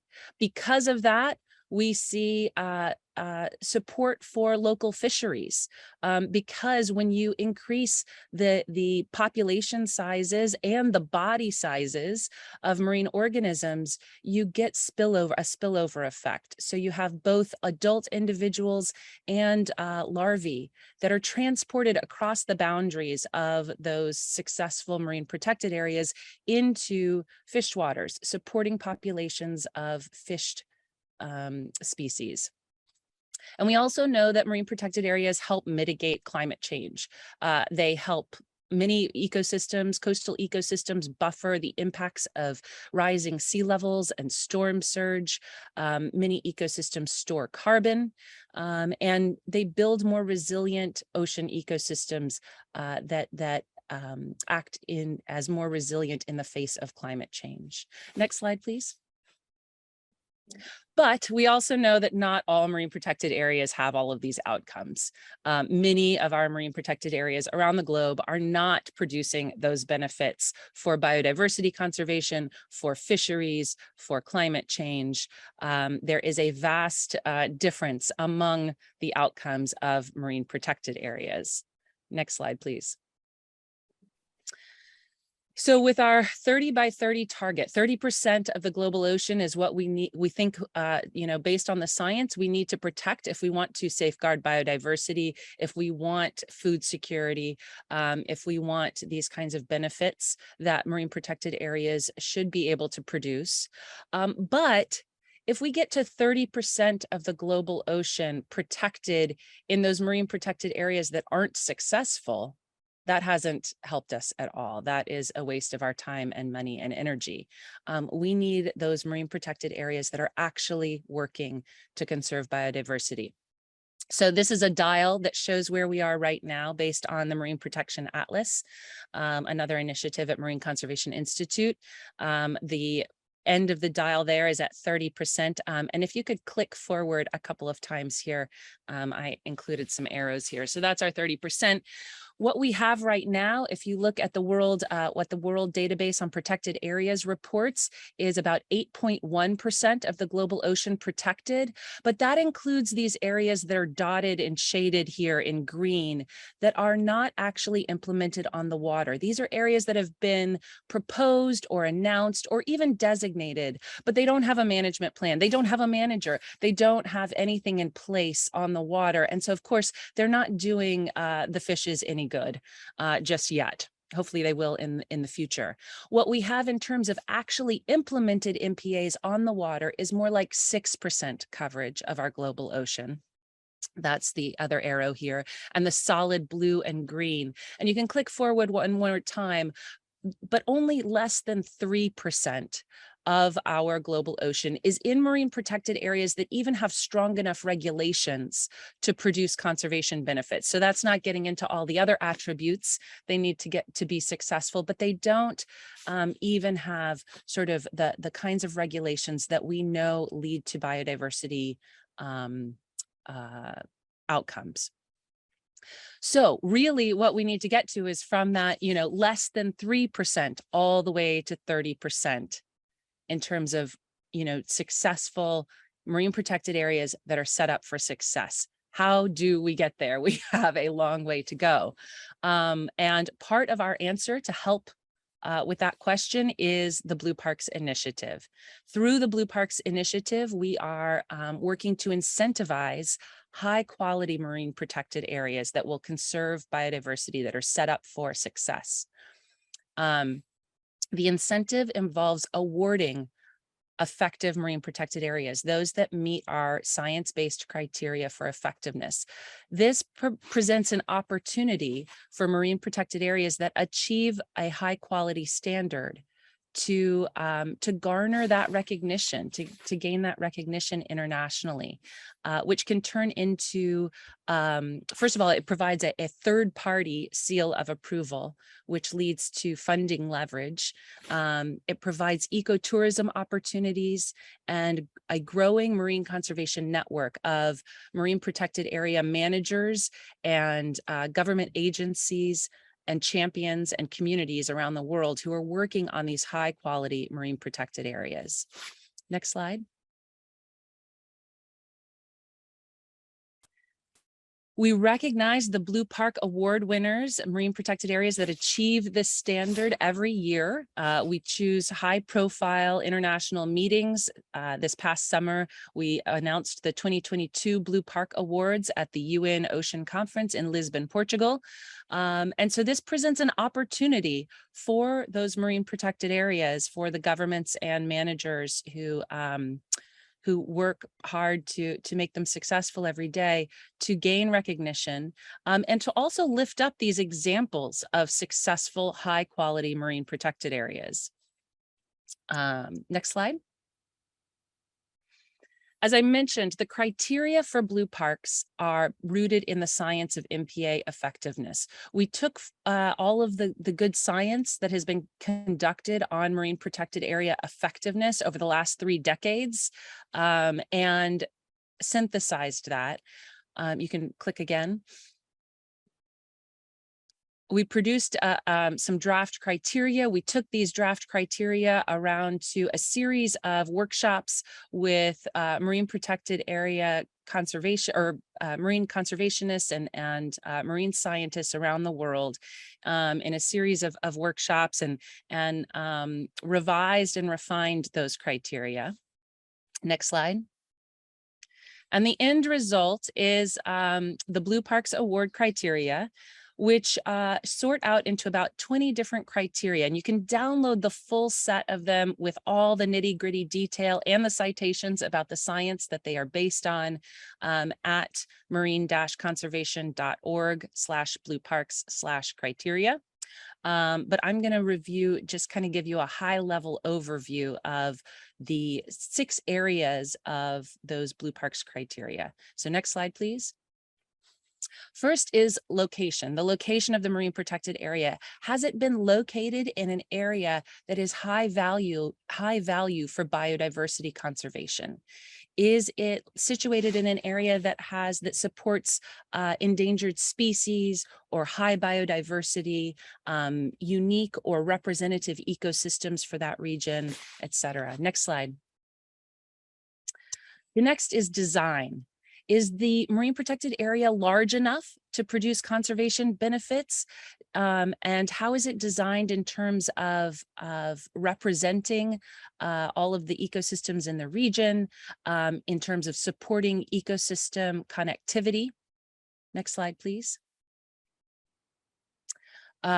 We'll sort of jump through governance and management here. So in terms of governance, is the marine protected area equitably governed?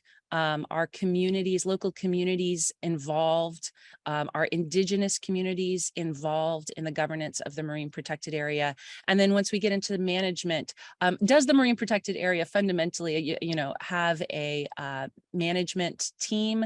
Does it have a management plan? Does it have the capacity and budget secured to be able to implement its management plan and its compliance strategies and all of that? Next slide, please. Regulations. I've already mentioned the importance of regulations to successful MPAs. We know that marine protected areas need strict regulations on human activities that are highly impactful in order to be effective.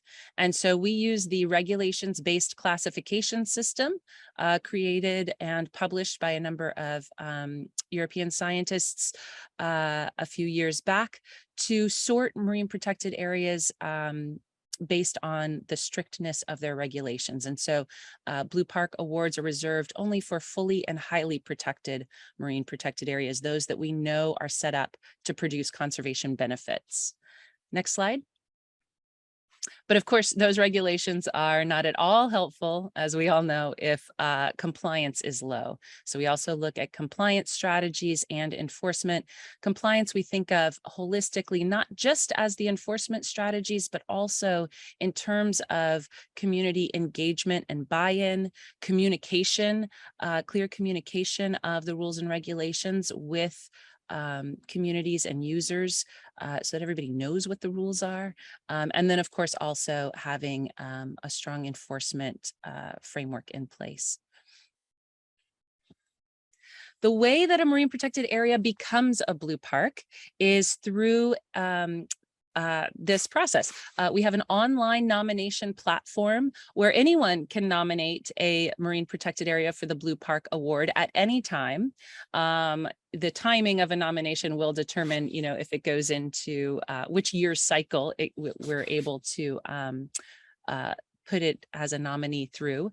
But there is this nomination platform that is always open. It's most helpful if somebody from the management team or somebody who works closely with the marine protected area nominates the place, because they're able to provide us with the types of information we need: management plans, regulations, all of these sort of nitty-gritty details about the marine protected area. But anyone who gets us started on a nominee, we do follow up with the management team and see what we can do to get it through the nomination process. Our staff takes this information and prepares an evaluation report against the Blue Park criteria. So this is where it really is, you're beginning to see a third party, although we're working with managers to answer questions that we have after reading through the management plans and compliance strategies and the regulations and everything we can find. We almost always have clarifying questions for the managers. So we work with the management team and make sure we have the correct information as we prepare these reports. We also look for outside expert opinion. So where we have scientists or conservation partners who've worked with the marine protected area, we work with those partners as well. And ultimately, we take these reports and all of the comments that we receive from experts and send these to our Science Council for the decision. Our Science Council is made up of marine protected area experts and scientists from around the world. And they take a look at all the information, usually get back to me with more questions to answer, but ultimately make our decisions for the Blue Park Awards. We award our Blue Parks every year, starting, we launched in 2017 at the International Marine Protected Area Congress in Chile. And since then, we have awarded Blue Parks every year. There is a 5-year review process just to ensure that, you know, nothing important has changed about the marine protected area that would change its status. And this could be an opportunity for a marine protected area that earns an award, maybe at the silver level, to actually improve and earn a higher level award and get a higher level recognition in a subsequent year. Next slide, please. Just one more minute, Sarah. Okay, thank you. So our Blue Parks network is growing. I think I mentioned we now have 24 awarded Blue Parks covering over 1.8 million square kilometers of the global ocean. I'm going to go ahead and fast forward here. We're also working with a number of marine protected areas around the globe that want to achieve the Blue Park standard, but are not quite there yet, that we're consulting with. We call these our Blue Spark projects. And next slide. This is the last one. So this is getting to our lessons learned. I thought I'd mention that what we've realized in the last 6 years of Blue Parks is that there is a difference between the way we organized our criteria originally, which allowed us to think through this third-party evaluation process that would provide, you know, this kind of outside acknowledgement of a successful marine protected area that meets quality-based standards, to also communicating these criteria to be better used by governments and managers and ocean champions as guideposts for creating their marine protected area. So in the coming year, we're going to be focused on reorganizing our criteria into the 6 categories that I talked about today, so that they are a little more easy to use as this type of guidepost. And I think that's it. If you fast forward, thank you so much for having me. I'm, as I said, so glad to be a part of this, and only wish that I could be there in person.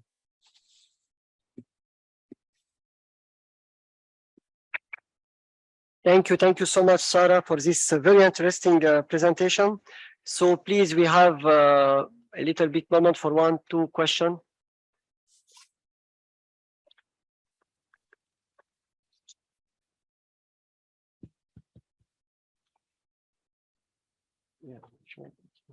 If there are no questions, oh, was there a question? I can't hear, sorry. Sarah, I was just going to sort of make a point, just see if anybody else from the audience wanted to comment on that. So far with the most of the assessments we've been looking at, they're very much, as it were, objective based. You have the objectives of the MPA and you assess your actions to achieve the objectives. There's one thing that's slightly different here is in the Blue Parks, they're very much based on the highly protected, strictly protected. And we haven't actually, in the sessions I've been involved with so far, said that sites have to be strictly protected, no take zones. I think all of us recognize that there's huge value in the no take zones, and we've heard about the zonation of the Katič MPA we were at this morning. But I'd love to hear somebody from the audience, perhaps some of the Mediterranean people, just comment on that. I think we have a question online.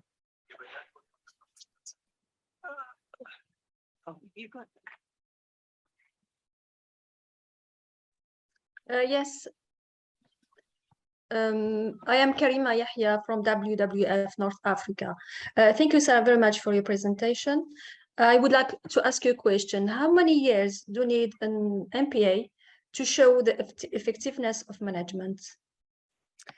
That is a really good question. And I'm going to provide, there's sort of 2 answers to that. If we're talking about from a management perspective, of course, we know that it takes time to see conservation outcomes from a marine protected area. And sort of the rule of thumb typically is about 10 years, but of course it depends on, you know, what the impacts are in the particular ecosystem, which species and how long lived they have been impacted locally, and all those sorts of factors. For the Blue Parks evaluation, we don't require that the marine protected area has been in place for very long. That provides an extra, sort of check mark in the process. You know, it does give us more to go on, but if we see all of the other pieces set up for a successful marine protected area, that it is intended to last for a long time, that it's not just, you know, a fisheries management area that may be taken away in the next few years as, you know, population rebounds.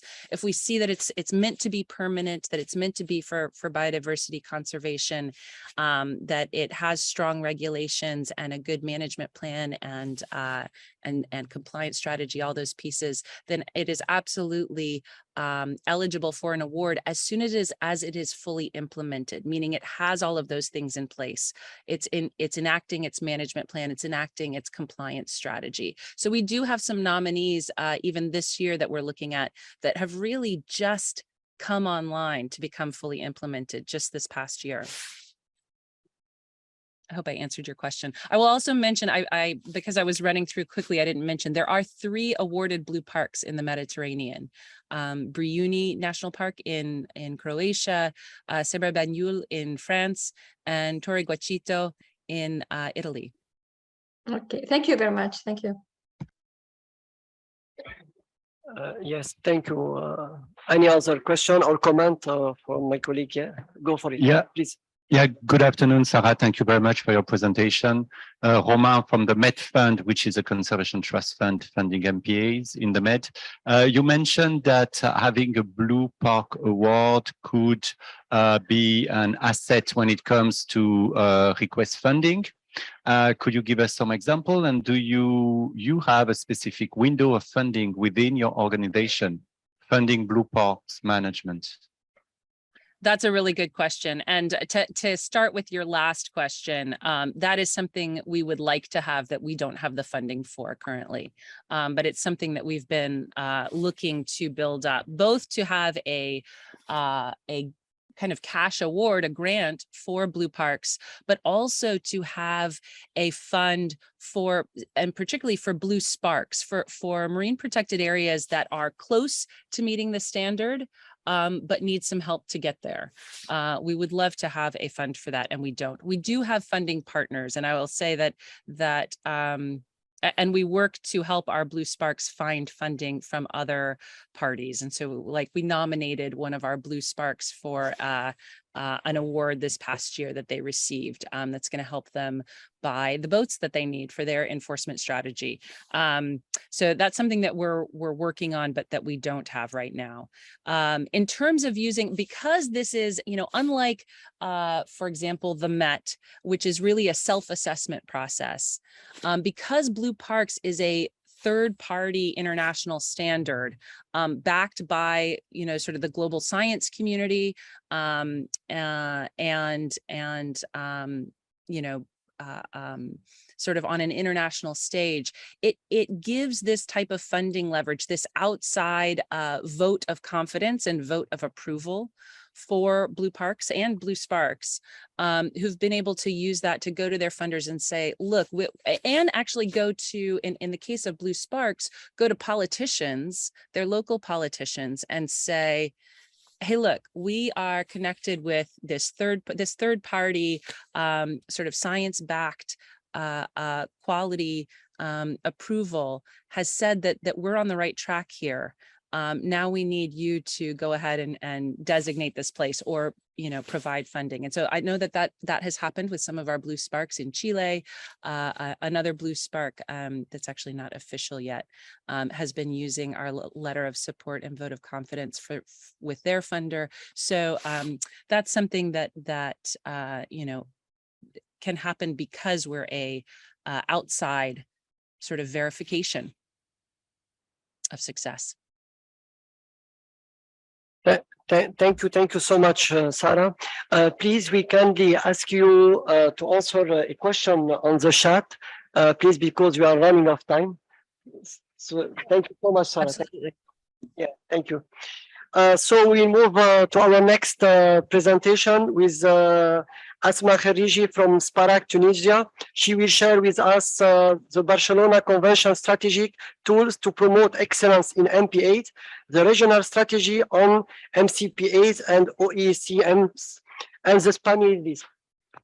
Asma, the floor is yours. Thank you.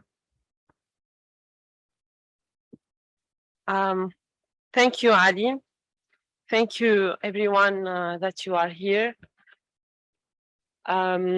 Because I am tired and we are all tired, I would like to propose to start with a relaxation exercise so that we are all relaxed and ready to have a hot shower and go to bed just after the session. So I invite you, all of you, to close your eyes. Please close your eyes. I won't steal anything. Close your eyes. So please close your eyes. And move your eyes to the left, then to the right. Move your eyes up and move your eyes down. And then inhale and exhale, etc., etc.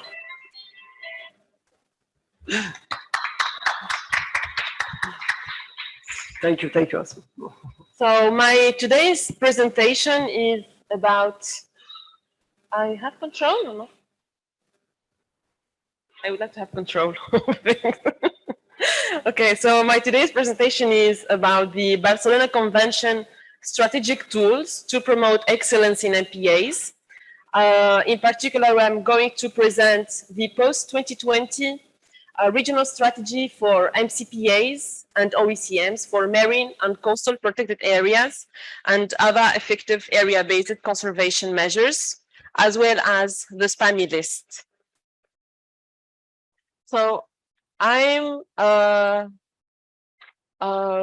oops. Well, I'm Asma Khariji. I work at the Sparak, in particular on marine protected areas. The Sparak is the Mediterranean Biodiversity Center of the Barcelona Convention.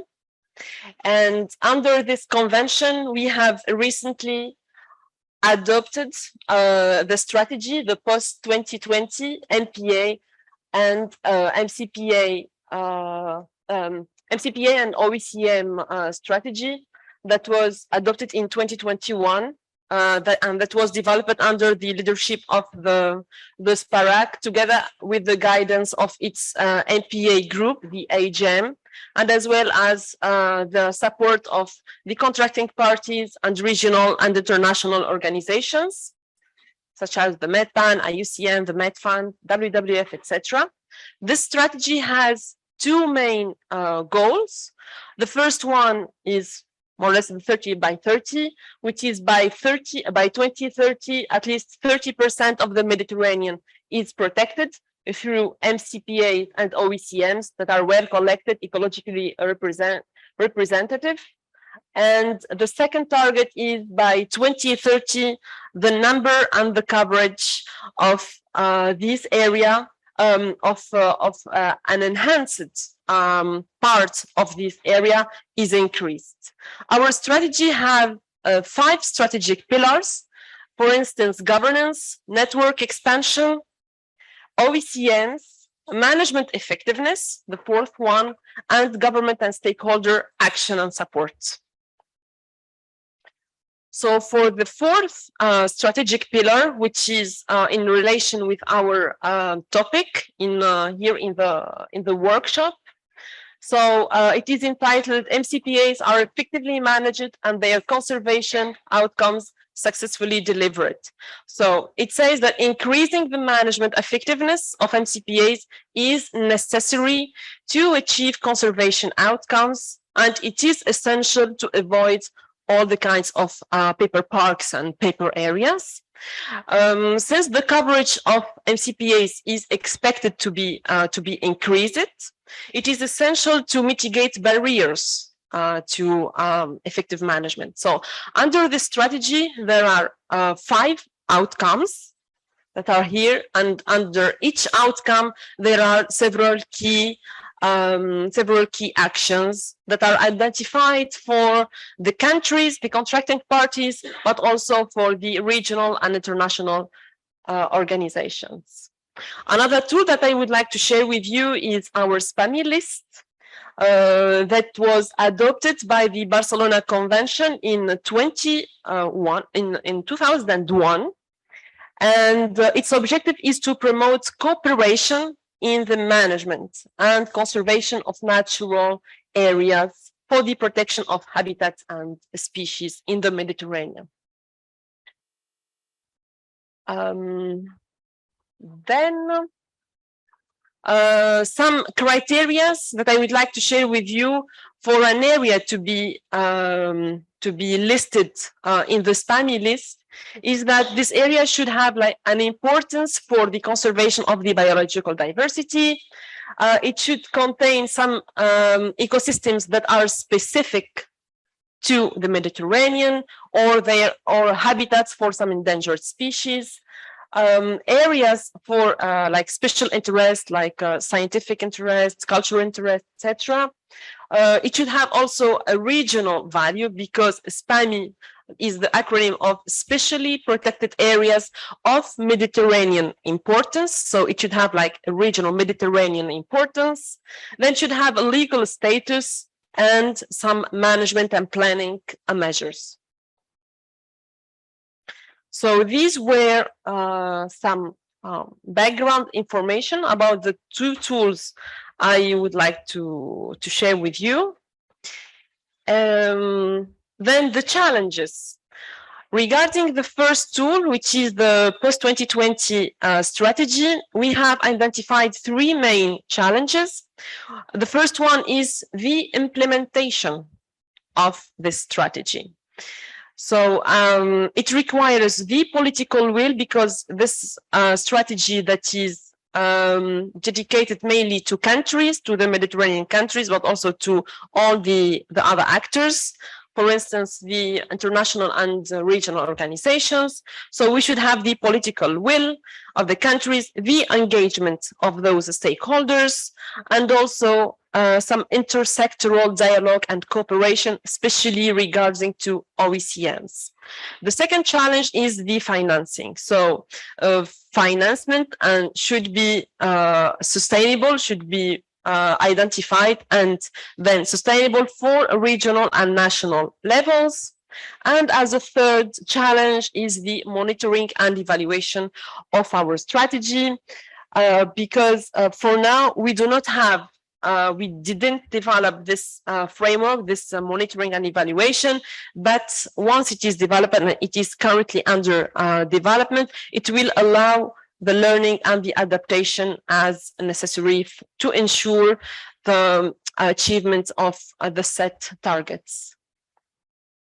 What we have implemented so far regarding the strategy, I cannot say much because it was just adopted.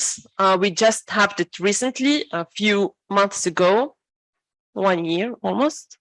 But we do really need to develop the evaluation and monitoring framework with some specific indicators in order to measure the achievement of the targets as well as the recommendations. Regarding to SPAMIs, well, SPAMIs, since they exist in the Mediterranean since 2001, so several actions has been done. For now, for example, we have the SPAMI Ordinary Periodic Review that is conducted every 6 years. So every 6 years, all the SPAMIs are evaluated by a specific technical advisory commission composed by international and national experts. And if the evaluation is okay, so the SPAMI is okay. If the evaluation is not okay, well, it is a bit like punished and put in a period of provisional nature for 6 years maximum, so that the country and the organizations put the necessary efforts in order to enhance the situation of the SPAMI. And then there is the extraordinary review, either to reintegrate it again as a normal SPAMI, functioning SPAMI, or just to forget about it. And then we have, as a second action, the SPAMI twinning program, which is like twinning programs between the SPAMI, especially from the north and for the south. Ali, my colleague, can tell you more about that because he participated in those twinning programs. I didn't, so don't ask me about that. And then the SPAMI collaborative platform. Well, if you would like to know anything about the SPAMI, just please visit this website. You will have every information related to the SPAMI, about what are the SPAMIs, what SPAMIs we have in the Mediterranean, whole data about the managers, all the informations related to those areas. And then recently we have, by the decision of the COP, we have now the SPAMI Day, which is to celebrate the SPAMI each year at around 15 April of every year. Well, for the main results, we have currently 39 SPAMIs in the Mediterranean, 5 of which are punished, are in a period of provisional nature because their evaluation was not good. So those countries, together with the concerned stakeholders, are trying to implement the necessary efforts in order to enhance the situation, in particular the management, the effective management in those MPAs, such as the MedPAN. I mean, many organizations together with the managers and with the country, and they are trying to put in place several corrective measures so that the SPAMI remain in the SPAMI list of the Barcelona Convention. So finally, which is my last slide, the takeaways is that this post-2020 regional strategies for MCPAs and OECNs is key to coordinate national and regional efforts in the Mediterranean with regards to the 30 by 30 target. The management effectiveness is one of the most important 5 pillars of our strategy. So we do really value this aspect, the management effectiveness, but also we will require, as I said, the monitoring and evaluation framework to really evaluate the performance of the SPAMI. Then of the MPAs and OECM, sorry, but then the SPAMIs of the Barcelona Convention is a tool for cooperation, in particular for the neighboring countries. But what is specific in this tool that it allows cooperation in the high sea. For example, we have the Pelagos, which is a transboundary area between 3 countries, France, Monaco, and Italy, and which is the unique example in the Mediterranean. And finally, the SPAMI periodic review that occurs every 6 years. Regarding to this, country should be vigilant about the management of the standards and its effectiveness in order to have performance SPAMIs. And in case, for example, of like any challenges, issues, or problems, having a SPAMI allows for calls for cooperation between the country, the managers, and also other stakeholders like regional or international organizations. And voilà, so much. Thank you.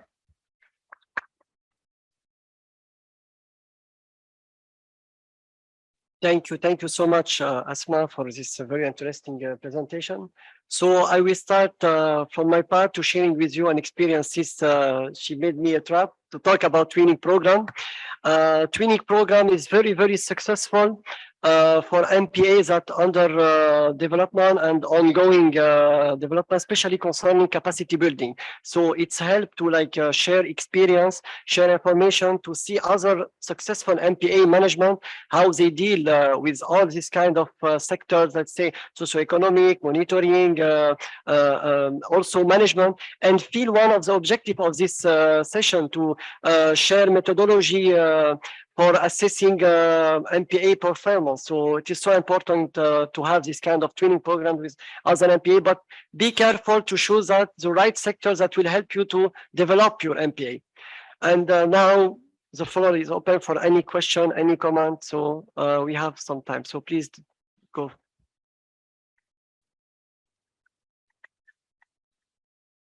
Go for it. Go for it. Okay, I've got a quick question.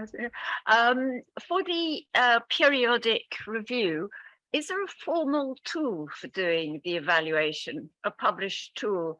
I'm thinking of the World Heritage Convention, where they have, in fact, they have two tools. The World Heritage Convention is the conservation approach and enhancing our heritage, which is sort of based on the assessment framework. And I wondered if for the SPAMIs there was a similar formal tool, and whether the results are published in the public domain, I should say.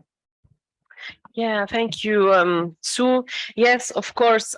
In order to conduct the ordinary periodic review that occurs every 6 years for each SPAMI, starting from the date from their inclusion in the SPAMI list, we have like sort of questionnaire, like a big questionnaire that was done since 2001, but then it was updated because I mean we need to adapt the tool to current situation. So we took into account several new components, and we have this tool that is online, and it is available on the SPAMI collaborative platform. You will have it there, and you will have also, well, I'm not sure the reports of each SPAMI are available now or not, because we are updating the website, but I think it could be published. But there is the TAC, the Technical Advisory Committee, that have the basis, this questionnaire in order to evaluate, and it is like a long questionnaire with many that treats many aspects: management effectiveness, the species, the habitats, the means, the tools, all the things that are related to the functioning of the SPAMI. Thank you so much, Asma. Any other question? We have time for one last question, comment. So thank you, Asma. Thank you so much. So we can move now for our next presentation with Thierry Lefebvre. He will share with us the state of play and perspective of the IUCN Green List for Mediterranean Marine Protected Area. So Thierry, the floor is yours. Okay. So we have Thierry and Laure Debier. Okay. Okay, no problem.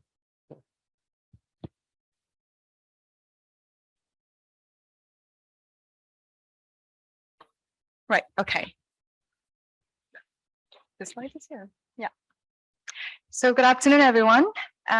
Maybe we can just introduce very quickly. So I'm Siska Martina Chayati. So I'm working on the protected and conserved areas in the headquarters, IUCN headquarters in Switzerland. So I'm also here with our colleagues Thierry, and also who is also based in the headquarters Switzerland, and also Laure from the IUCN France, based in Paris. So here we're gonna present the status and the perspective of the IUCN Green List in the Mediterranean MPAs. So let's start with let's say the commitments of the countries to target of the global policies, and why this is important, and why also the IUCN Green List can help actually achieve and can help these countries achieving this global policies and the global targets. And so the let's say we can see here, so there are BD decisions, right? And we can start with the Aichi Goal 11 and then COP 13 and COP 15. So let's also see about the COP 15, because the proposed, as we are all aware, the 30 by 30 ambition of the target 3 reflects a scientific rationale for what is needed are at minimum to halt and also to support and to restore the biodiversity loss, and for our health and for our well-being. So nature for people.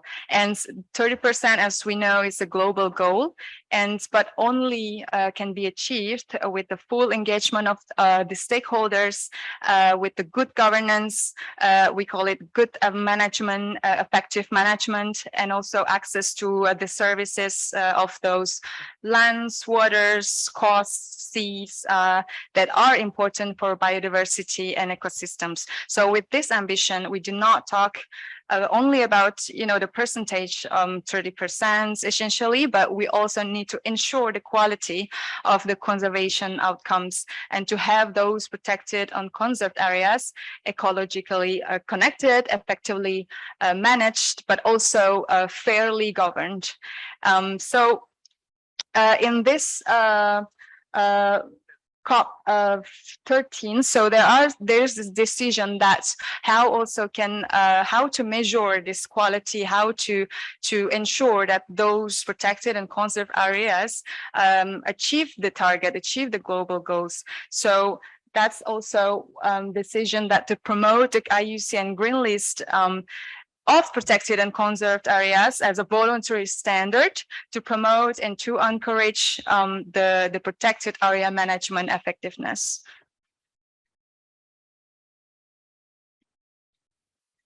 Yeah. So our dialogue here this week focuses on the MPA's effectiveness. And so here we can see that the IUCN Green List standard can apply to both protected and conserved areas. So I'm not going into the detail of the protected areas because we know, and now we have also let's see, so now we also talk about the conserved areas, where also an area that other than protected areas, so beyond the protected areas, which is governed and managed in ways that can achieve the in situ long-term sustainable conservation outcomes with associated ecosystem functions, and where applicable, which is very important, right? So cultural, spiritual, socio-economic, and also other locally relevant values.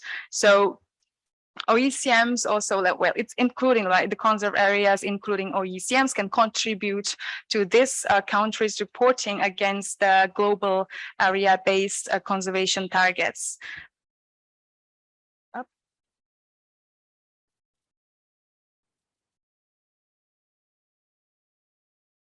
Right, okay. So we're talking about effective, but what does it really mean being effective? And so as we can see, so according to the global standard of the IUCN Green List, so being effective is also, we're talking about the fair governance, which is really important about clarifying each step of how to achieve the targets. So this is about who makes decision, how the decisions are taken, are the stakeholders, the rights holders are being included in the decision making, and how inclusive, how equitable, how fair the governance and enable policies also for the benefit of the diversified actors, diversified stakeholders, rights holders.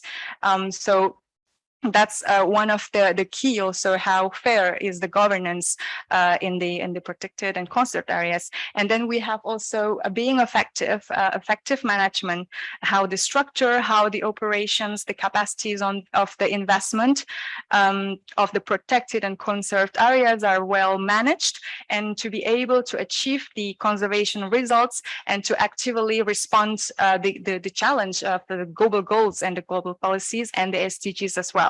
So the IUCN Green List is the first and the only global standard for effective area-based conservation. And this is also the global campaign for successful nature conservation.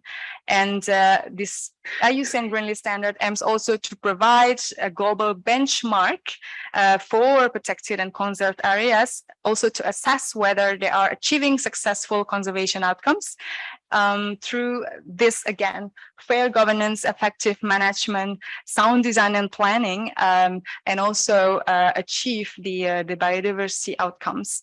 So let's also continue with the details of the Green List. So I will gladly invite my colleague to present.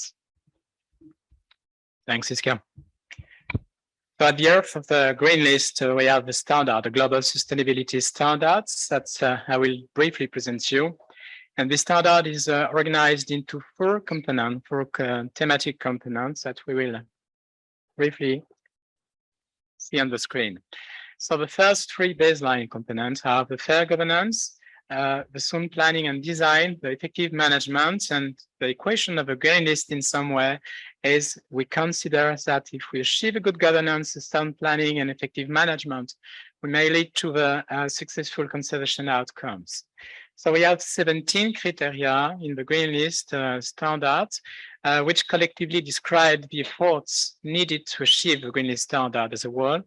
These different criteria are globally consistent. We cannot adapt any of them, and they can be applied to any protected area status or ECM, regardless of the ECN category, regardless of the governance type. Yeah. So there are many universal. But to support these 17 criteria, we have 50 generic indicators. We can adapt them at national level, even at some national level. We can have a green list of marine protected areas in the Mediterranean Sea, for example. We can have a specific green list of national parks in Korea. So it's quite adaptable, in fact. Yeah. That's the interest of a green list. So we can have a global framework considering the 17 criteria, but also an adaptable indicators and means of verification, considering the specificities of any jurisdiction at site level, national level, or even regional level. The interest of a Green List standard is also its inclusiveness. It's not only focused on management effectiveness. Obviously, it's also inclusive in terms of governance. We consider the management of the sites, but also we consider the context, the social and economic context of the sites. We also have some specific criteria to consider the climate change impact on the biodiversity. So you can see just on the screen some example of inclusiveness of the standard at site level.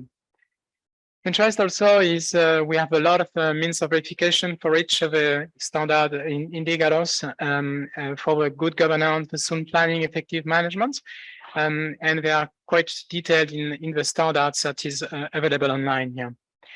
So it's interesting to see the correspondence between the Green List standard, at least at component level, and the GBF target 3. We have a lot of brackets here in this target 3 to date because it's still under negotiation at global level. But we can see that at least for the qualitative elements of target 3, we have, for example, the well management, ecologically representative, well connected, equitably governed, and also contributing to conservation of biodiversity. All these different qualitative elements are well reflected into the Green List standard. We took the liberty also to take as an example also the MPA management effectiveness definition that has been proposed yesterday, which is quite interesting in fact. And we can see that for each of the elements of this definition, we have also a kind of correspondence with the Green List standard, not only at component level, but also at criteria level. For example, participation of relevant stakeholders is a key criteria of the governance component of the Green List standard. We have the same for conservation and social outcomes. Yeah. So all of these different elements are very well reflected into the green list standard at different levels. One information very interesting also is the process. The green list is not only a diagnostic tool of management and governance, it's a pathway. It's a pathway to improve the situation of any protected and conserved areas. So that's quite important to mention because we want to improve, in fact, the state of the conservation of the protected and conserved areas, not only to certify them. And the idea also is to use the best available scientific information we have at site level. So we start the process with a self-assessment done by the site managers, based on indicators, based on means of verification. So it's clearly verified, but we have also an external vision. We have an external expert, an external group of experts at national level providing this evaluation. So it's a self-assessment process plus also an external evaluation, provided at national level and also at global level through a Green List committee of experts at IUCN. And it's also a verified certification because we have also an external certification body, Assurance Service International, based in Germany, to assess also the quality of the process and guarantee the sustainability of a Green List process. Then, an important consideration in the Green List standard is also the changes. We are not managing only for persistence. We consider also in the standard some specific indicators and criteria related to the climate change, for example. So it's important to reconsider any goal, any objectives of the management plan, considering also these global challenges. And we have some specific criteria to address these issues. WCMC, based in UK, carried out last year crosswalk analysis between the Green List and some PAMA tools. It's interesting because we have many tools implemented yet in protected and conserved areas. For example, the MED4. We also have the UH, it has been mentioned. We had a very interesting presentation in the afternoon and yesterday also of diagnostic tools for MPAs. So it's important to make the benchmark between the Green List and these different tools, not to compare for comparison, but really to make an integration between them and make the pathway easier for the site managers. When they have implemented already, for example, a MED assessment, they can use this data and feed the Green List process. So to not replicate, in fact, the same work. For example, we can see the SAGE assessment. We have some sites implementing the SAGE assessment, which is mainly focused on governance. So at criteria and indicator level, obviously, it overlaps very well with the component on governance, but not so much on the management, some design and conservation outcomes. So we can complete these different assessments and tools with the Green List process. We also carried out 3 years ago a feasibility study for the Natura 2000 sites. So it's completely applicable to any Natura 2000 sites, and SPAM is also, based on the feedback provided by the site managers, we had some interesting value proposition of a Green List at site level, at national level also, and for the different agencies in charge of the protected areas. For example, the Green List could provide some opportunities for consultation with local stakeholders. I mentioned that the self-assessment is mainly done by the site manager, but we have also a feedback from the local stakeholders based on this self-assessment. We also have a site visit provided by an expert, an external expert, and we have the final say by the Green List committee at global level. So we have this feedback by external experts on the self-assessment itself, and this external vision is quite useful for the site managers. We have also access to trainings, experience sharing, a lot of opportunity for capacity development also. And as a Green List pathway also, we provide support when the site is not able to reach any criteria. We exchange experiences, we provide supports, technical support mainly, to achieve the certification process. And at national level, the Green List is also very useful to report against the Green List, the CBD, in for example, the HT target 11, because we are overlapping very well with the quality element of global goals here. Just as an example, and we'll have a short presentation just after about some of the Green List sites in France. it changed a bit the way at local level people could see and consider the protected areas after the nomination process. So you have just some example from different levels of added value of a green list provided by the community. It's quite interesting to see the positive feedback of most of the stakeholders after the process. Where are we now? So we have 60 countries, in fact, globally in implementing the green list in the world. You can see in green, plus 600 committed sites. So candidate sites at different levels of the process, obviously not finalizing it, but many sites are involved in the green list. So it's a growing community of experts, of site managers, of mentors.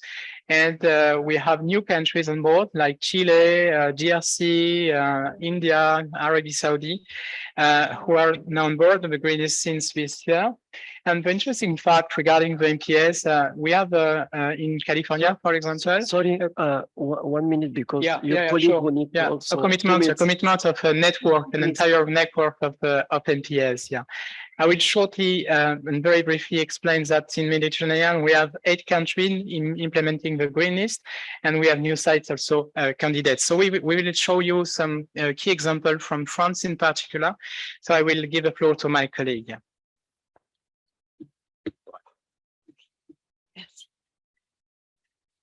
Thank you. I will be brief, I hope. I am the messenger for 2 site managers, 2 MPAs from France, who couldn't be here with us today. Blue Coast Marine Park and Cerbère-Banyuls National Reserve. But I think Alize Angelini is online for the Blue Coast Marine Park. So if you have any questions, you can ask her. So the first experience sharing we want to share with you comes from the Blue Coast Marine Park, located near Marseille in France. It's a SPAMI and it has been green listed too. It is 9 hectares, almost 10 hectares protected areas with 2 no-take zones inside, and it has been relisted since 2018 with a midterm review in 2021. So what are the main lessons learned from this application to the green list? In terms of governance, what the managers, what were the benefits were that the management authorities are local authorities with elected people on the head of the park, and they are acknowledged in their responsibility for protecting marine biodiversity. This is what Susan said the first day. When talking about legitimacy, when you try to assess your effectiveness in management, this is what you get. The people just follow you next. And at that point, that more budget has since been allocated for the functioning of the park, because the local authorities were very proud of this and just encouraged the managers to do the same and better. It acknowledged to a very good governance, especially with fishermen that worked on these protected areas since the beginning. In fact, it's them who created the second no-take zone in the park. So this is a very good experience to highlight. In terms of management efficiency, more budget means more staff. And also methodologies, like every one of you, they have their own methodologies for assessing conservation status and management effectiveness. And the green list just put them together and makes this just one tool to explain everything. And they really beneficiate from an outside perspective. When you are in your MPA, like within since 40 years, and you work with the same people, when someone from external way that doesn't know your MPA comes and see and give advice and assess your self-assessment, this is every time it is a good experience for the managers. And they can now share experience with other sites all over the world, because they are working with the Costa Rica, Moheli, and Tunisia too. Okay, just one more minute. Okay. And in status conservation assessment, it was very interesting for them to work on the conservation status with their scientific council. This was an exercise they had to do for the green list. They didn't plan to do, but it was very interesting. And they are doing it right now. And for the Cervera-Banyuls Reserve, it's the extreme west of the French Mediterranean. It is 650 hectares zone with 10% of no-take zone inside, and it has been one of the first French sites green listed in 2014. What they observed was the same than for the Blue Coast Marine Park. This is a local authority that is the manager, and they had the same positive results and highlights for when they had the green list certificate. Oh, sorry. We should stop. So sorry, because yeah, also. We can talk about it later if you want. We can ask some questions to the manager. So sorry, and because we don't have also time for question, because we have 50 minutes of discussion, and we have the interpreter and anyone. So sorry for this. So the floor is yours for conclusion and recommendation. Okay. What's up? Sorry. Sorry, No. so sorry, and you deserve an applause. So sorry. As you want, you can join us also, no problem. Well, I think it was very helpful. Sorry to rush you so, but it was a very good sort of pulling together of everything by having the green list standard at the end. And I just wish we'd been able to see your examples in more, particularly the one where we've got SPAMI and national things and the greens, but we can look at those, and the presentations will be made available. I haven't had much time to sort of pull together some conclusions. I'll just tell you what our conclusions were, and then with any luck, we'll have 5 minutes for you to feedback some more ideas to us. So I've divided them into sort of the MPA manager's view of all these assessment tools. And I looked to Ali for this, and he may want to add some on. So he was wanted to emphasize this point that when you do assessments, it's not so much the scoring that's important as using the results to improve management. And I think that's come across very clearly in all the sessions.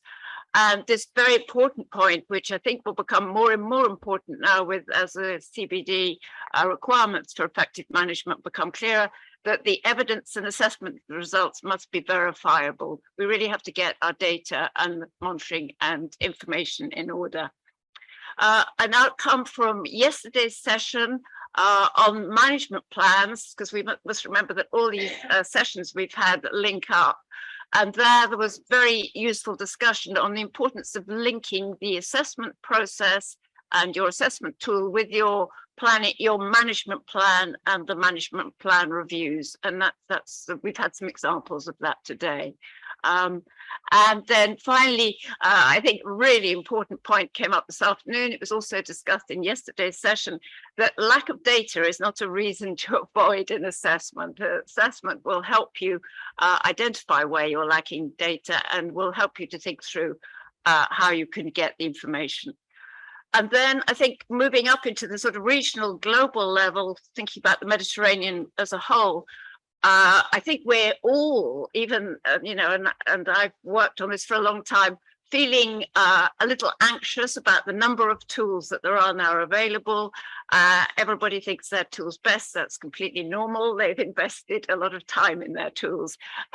Some of them are very new, so they're not available. We don't know exactly what's in them. But I think what's becoming clear is that they're all helping to move the process forward. They're all helping to make protected areas more effective. And for me, there's been an enormous change in how people, MPA managers and MPA, I would take it out to the broader level, because there's the scientists involved, there's the government staff. People are beginning to understand why assessment can help you improve management and why this is so important. And that's a really big change now. And I think it's due to everybody working out these methods of how to do it. I feel it's a little bit like we're at the beginning of the invention of the car. There was just one type of car. I think, was it American or British? I don't know. But then suddenly we have loads of cars and you don't know which is best, but we'll work it out and we'll need them all. So we need all these different tools. At the moment, they will become more harmonized. Thierry gave examples of how they're comparing the green list standard with different tools. So all these efforts are really going to help. The other thing that I think has become clear, I think it's very useful having the blue parks and the green list presentation today. At the site level, we're usually talking about self-assessment tools, and I think it's very good that we have these independent certification programs, which can take the whole thing to a slightly different level, higher level, so that we have got this clear, starting to get an idea of what is a really, really effectively managed MPA, and the green list and blue parks will help us to do that. I thought we haven't had time. I was hoping we'd have time to discuss it more. This very difficult issue of how do we make results of assessments public so that people can actually see the progress, that is, stakeholders can actually see the assessment, the progress being made, and how can we aggregate the data up so it's all visible and easy to understand. And there's obviously going to need to be a lot more work on that. So that's topic for another discussion. I think probably this, for me, this session has indicated we really do need a bit more guidance or a synthesis of the different tools and how and when they can be used. This topic is moving so fast. I think if you sat and wrote guidance today, it would change tomorrow. But even so, I think some interim guidance would be useful. And I can certainly take that back to IUCN WCPA. There is a concept and we want to discuss it at Impact 5 and try and get something out fairly soon. And I think the other thing that this session has really helped to emphasize is that we need some kind of database or platform where you can go to and get information on the different tools that are available with a little summary of information about them. And there is a IUCN WCPA. They have a new task force called Conservation Outcomes, and they've started a process to pull together this kind of information. They've used the name Rosetta Stone. We're trying at the moment to get the information from them. I don't know how it would be hosted. All these things are to be discussed. So I think it's an exciting time that we're in. It's confusing, and I know it's worrying for individual sites. I really sympathize with managers who are faced with having to do this and decide, should we be going for green list candidature? Should I be putting in for a Blue Parks Award? Should I be getting funding from the GEF, in which case I need to do a MET and so on and so forth? Should I be developing a national system for assessment?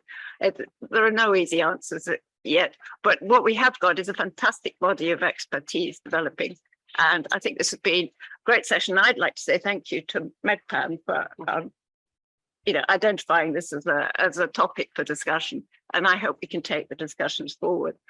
But if we have do we have a few more minutes? Has anybody else got some concluding remarks there? I think it would so be... please, Ahmed, and if you want something to add concerning the green list, IUCN, we have also some moments, so no problem, okay?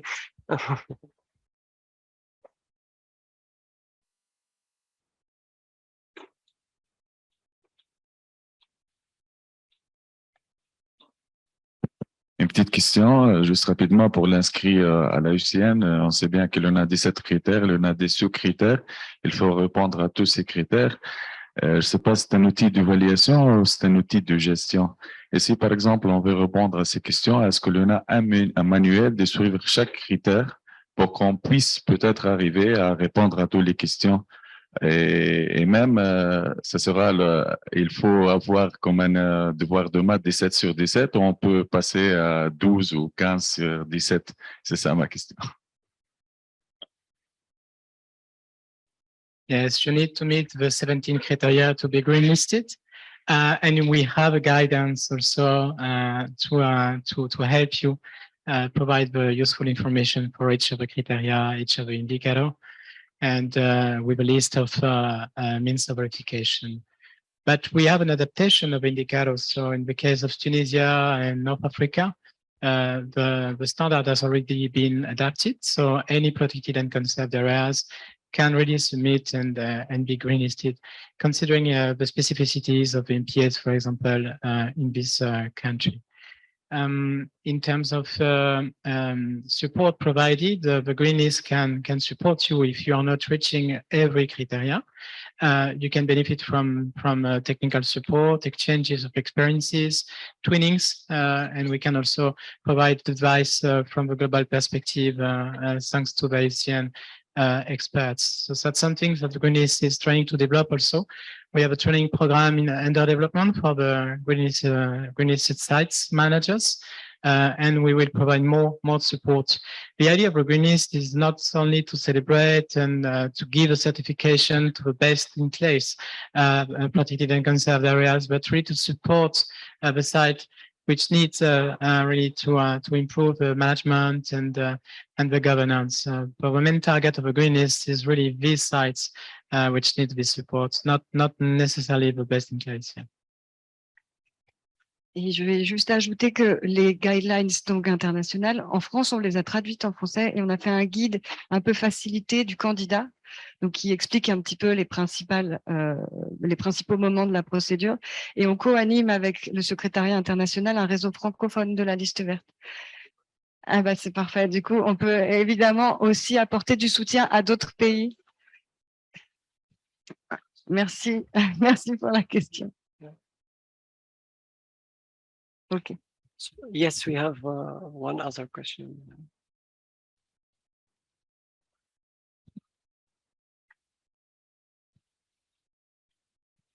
To speed up a little bit time. So my name is Arina Marash. I'm from Ministry of Ecology, Spatial Planning and Urbanism of Montenegro. Since you know that we have 3 new MPAs, I'm just wondering, well, next year we will have management plans, and I hope all elements will be, necessary elements will be here. So when shall we assess management effectiveness? I asked Baslo, I can't pronounce the name, this morning on the boat, if you'd done an assessment already, because there's a lot of value in doing assessments as soon as you can. And you could, with 3 new parks, you could do them all together and you could take one of the methods, you could look at, use it, you'd be part of the whole experiment of trying to work out what would be really good. Okay, and one more question. So I'm really happy to hear that we will have some base with all tools, not all, maybe best tools to use, but I haven't heard anything about remote sensing. So we know that it's very useful for terrestrial protected areas, but for marine protected areas, I'm not sure. So as I said, I don't have experience in marine protected areas on terrestrial till this moment. Okay, there may be somebody else in the room with more experience than me of remote sensing, because I've got almost 0, except that remote sensing, this is what this point is being made to take where you don't have data for a site at site level. You can often get data from these broader data sets. Now, obviously for marine, the remote sensing data I know is not as well advanced as for terrestrial, but nevertheless, people are talking about it now. And I think there are data sets that can be used. I've worked a bit on coral reefs, and there are certainly data sets there that are being used now for assessing coral reefs at a sort of remote level, recognizing that ground truthing will be needed as well. But I cut for the Mediterranean, I wouldn't be able to talk to that at all. I don't know if you've got any scientists in, okay. Perfect. I can tell from our experience. I'm Lydia Albanu from Greece. NECA. So for the first, let's say, approach for the mapping of Posidonia, you can use good quality satellite views, and also you can use drones. And then, okay, you can choose to have some, selected areas and do some scuba diving and truth data. So also I could see some value in them if you are trying to find out about the erosion of the coast, coastal erosion, maybe it's for us, it's very useful because we have a river delta, so we are it's very important for us. So things like that you can have at least a first approach, because for Posidonia, you need more to do all the mapping, but just to have an idea, it's very useful. For us, it was very useful. And then you can also control and regulate your pressures. If you need to give permission for an activity, let's say, it's very helpful as a first aspect of the situation in your area. So maybe in the beginning, it will be okay to use drones and satellite images, I think.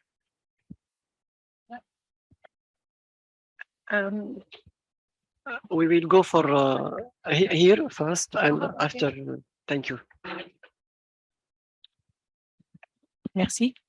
Je voulais soulever deux points très rapidement. Le premier point concerne justement cette inscription sur la liste verte, et je crois que dans notre dernier forum organisé par l'association de la continuité de génération, premier forum de la biodiversité, on a invité le directeur à l'UCN, M. Meher Mahjoub, qui du Nord d'Afrique, qui a présenté un peu cet aspect parce que on ne le connaissait pas très bien. Et je crois qu'avec le gouvernement, c'est-à-dire l'agence de protection du littoral, qui devrait faire cette demande, parce que ce n'est pas à l'ONG de le faire. Donc, il faut que ce soit le chef de file qui est le gouvernement. Et là, il y a une demande justement de renforcement de capacité pour qu'aussi les acteurs, quand ils vont s'inscrire sur une liste, ils doivent savoir ce qu'ils vont faire. Avant de remplir ces critères, ils doivent aussi avoir ce background qui sera très important. Ça, c'est ma première remarque. Ma deuxième, concernant le jumelage nous avons actuellement un jumelage entre les îles Kneiss et Côte-Bleue, Parc Marin. Et on avait la chance de les recevoir et d'aller les visiter. Et je crois on a beaucoup appris. Et ce jumelage devrait avoir aussi un plan d'action pour que ça soit plus efficace. Et ça donne des résultats réels, pas un jumelage rien que pour être tous les deux ensemble et boire juste pour boire quelque chose ou manger quelque chose. Non, non, il devrait être efficace. Et ce partage d'expérience entre deux organisations ou deux managers les managers de l'MPI. Donc, je crois que ça devrait qu'il y ait un programme clair et un plan d'action. Voilà. Okay, one last question or comments. So, over there. Thank you, Dr. Sana. Thank you. So beside the green list of protected area, if we can start thinking about a green list for species and to show how the effort we made for the conservation of species. It's just a suggestion. Thank you. Thanks very much. Yes, I think we do need to close now. So Ali's got some logistics. Yeah, first of all, thank you all. And sorry to be like so strict concerning the time because we are running. So thank you all.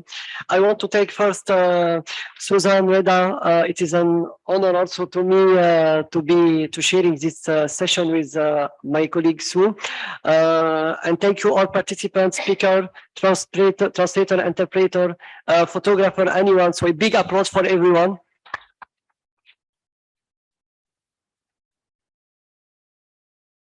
Two important points at the end. First, from a logistic point of view, you have to meet at 6. So please and thank you and kindly be at 6 at the reception. No, that's it. So and one last thing, don't forget our gift, the brochure from Tom. So keep free to take it. So and thank you all again. Thank you for everything. Thank you.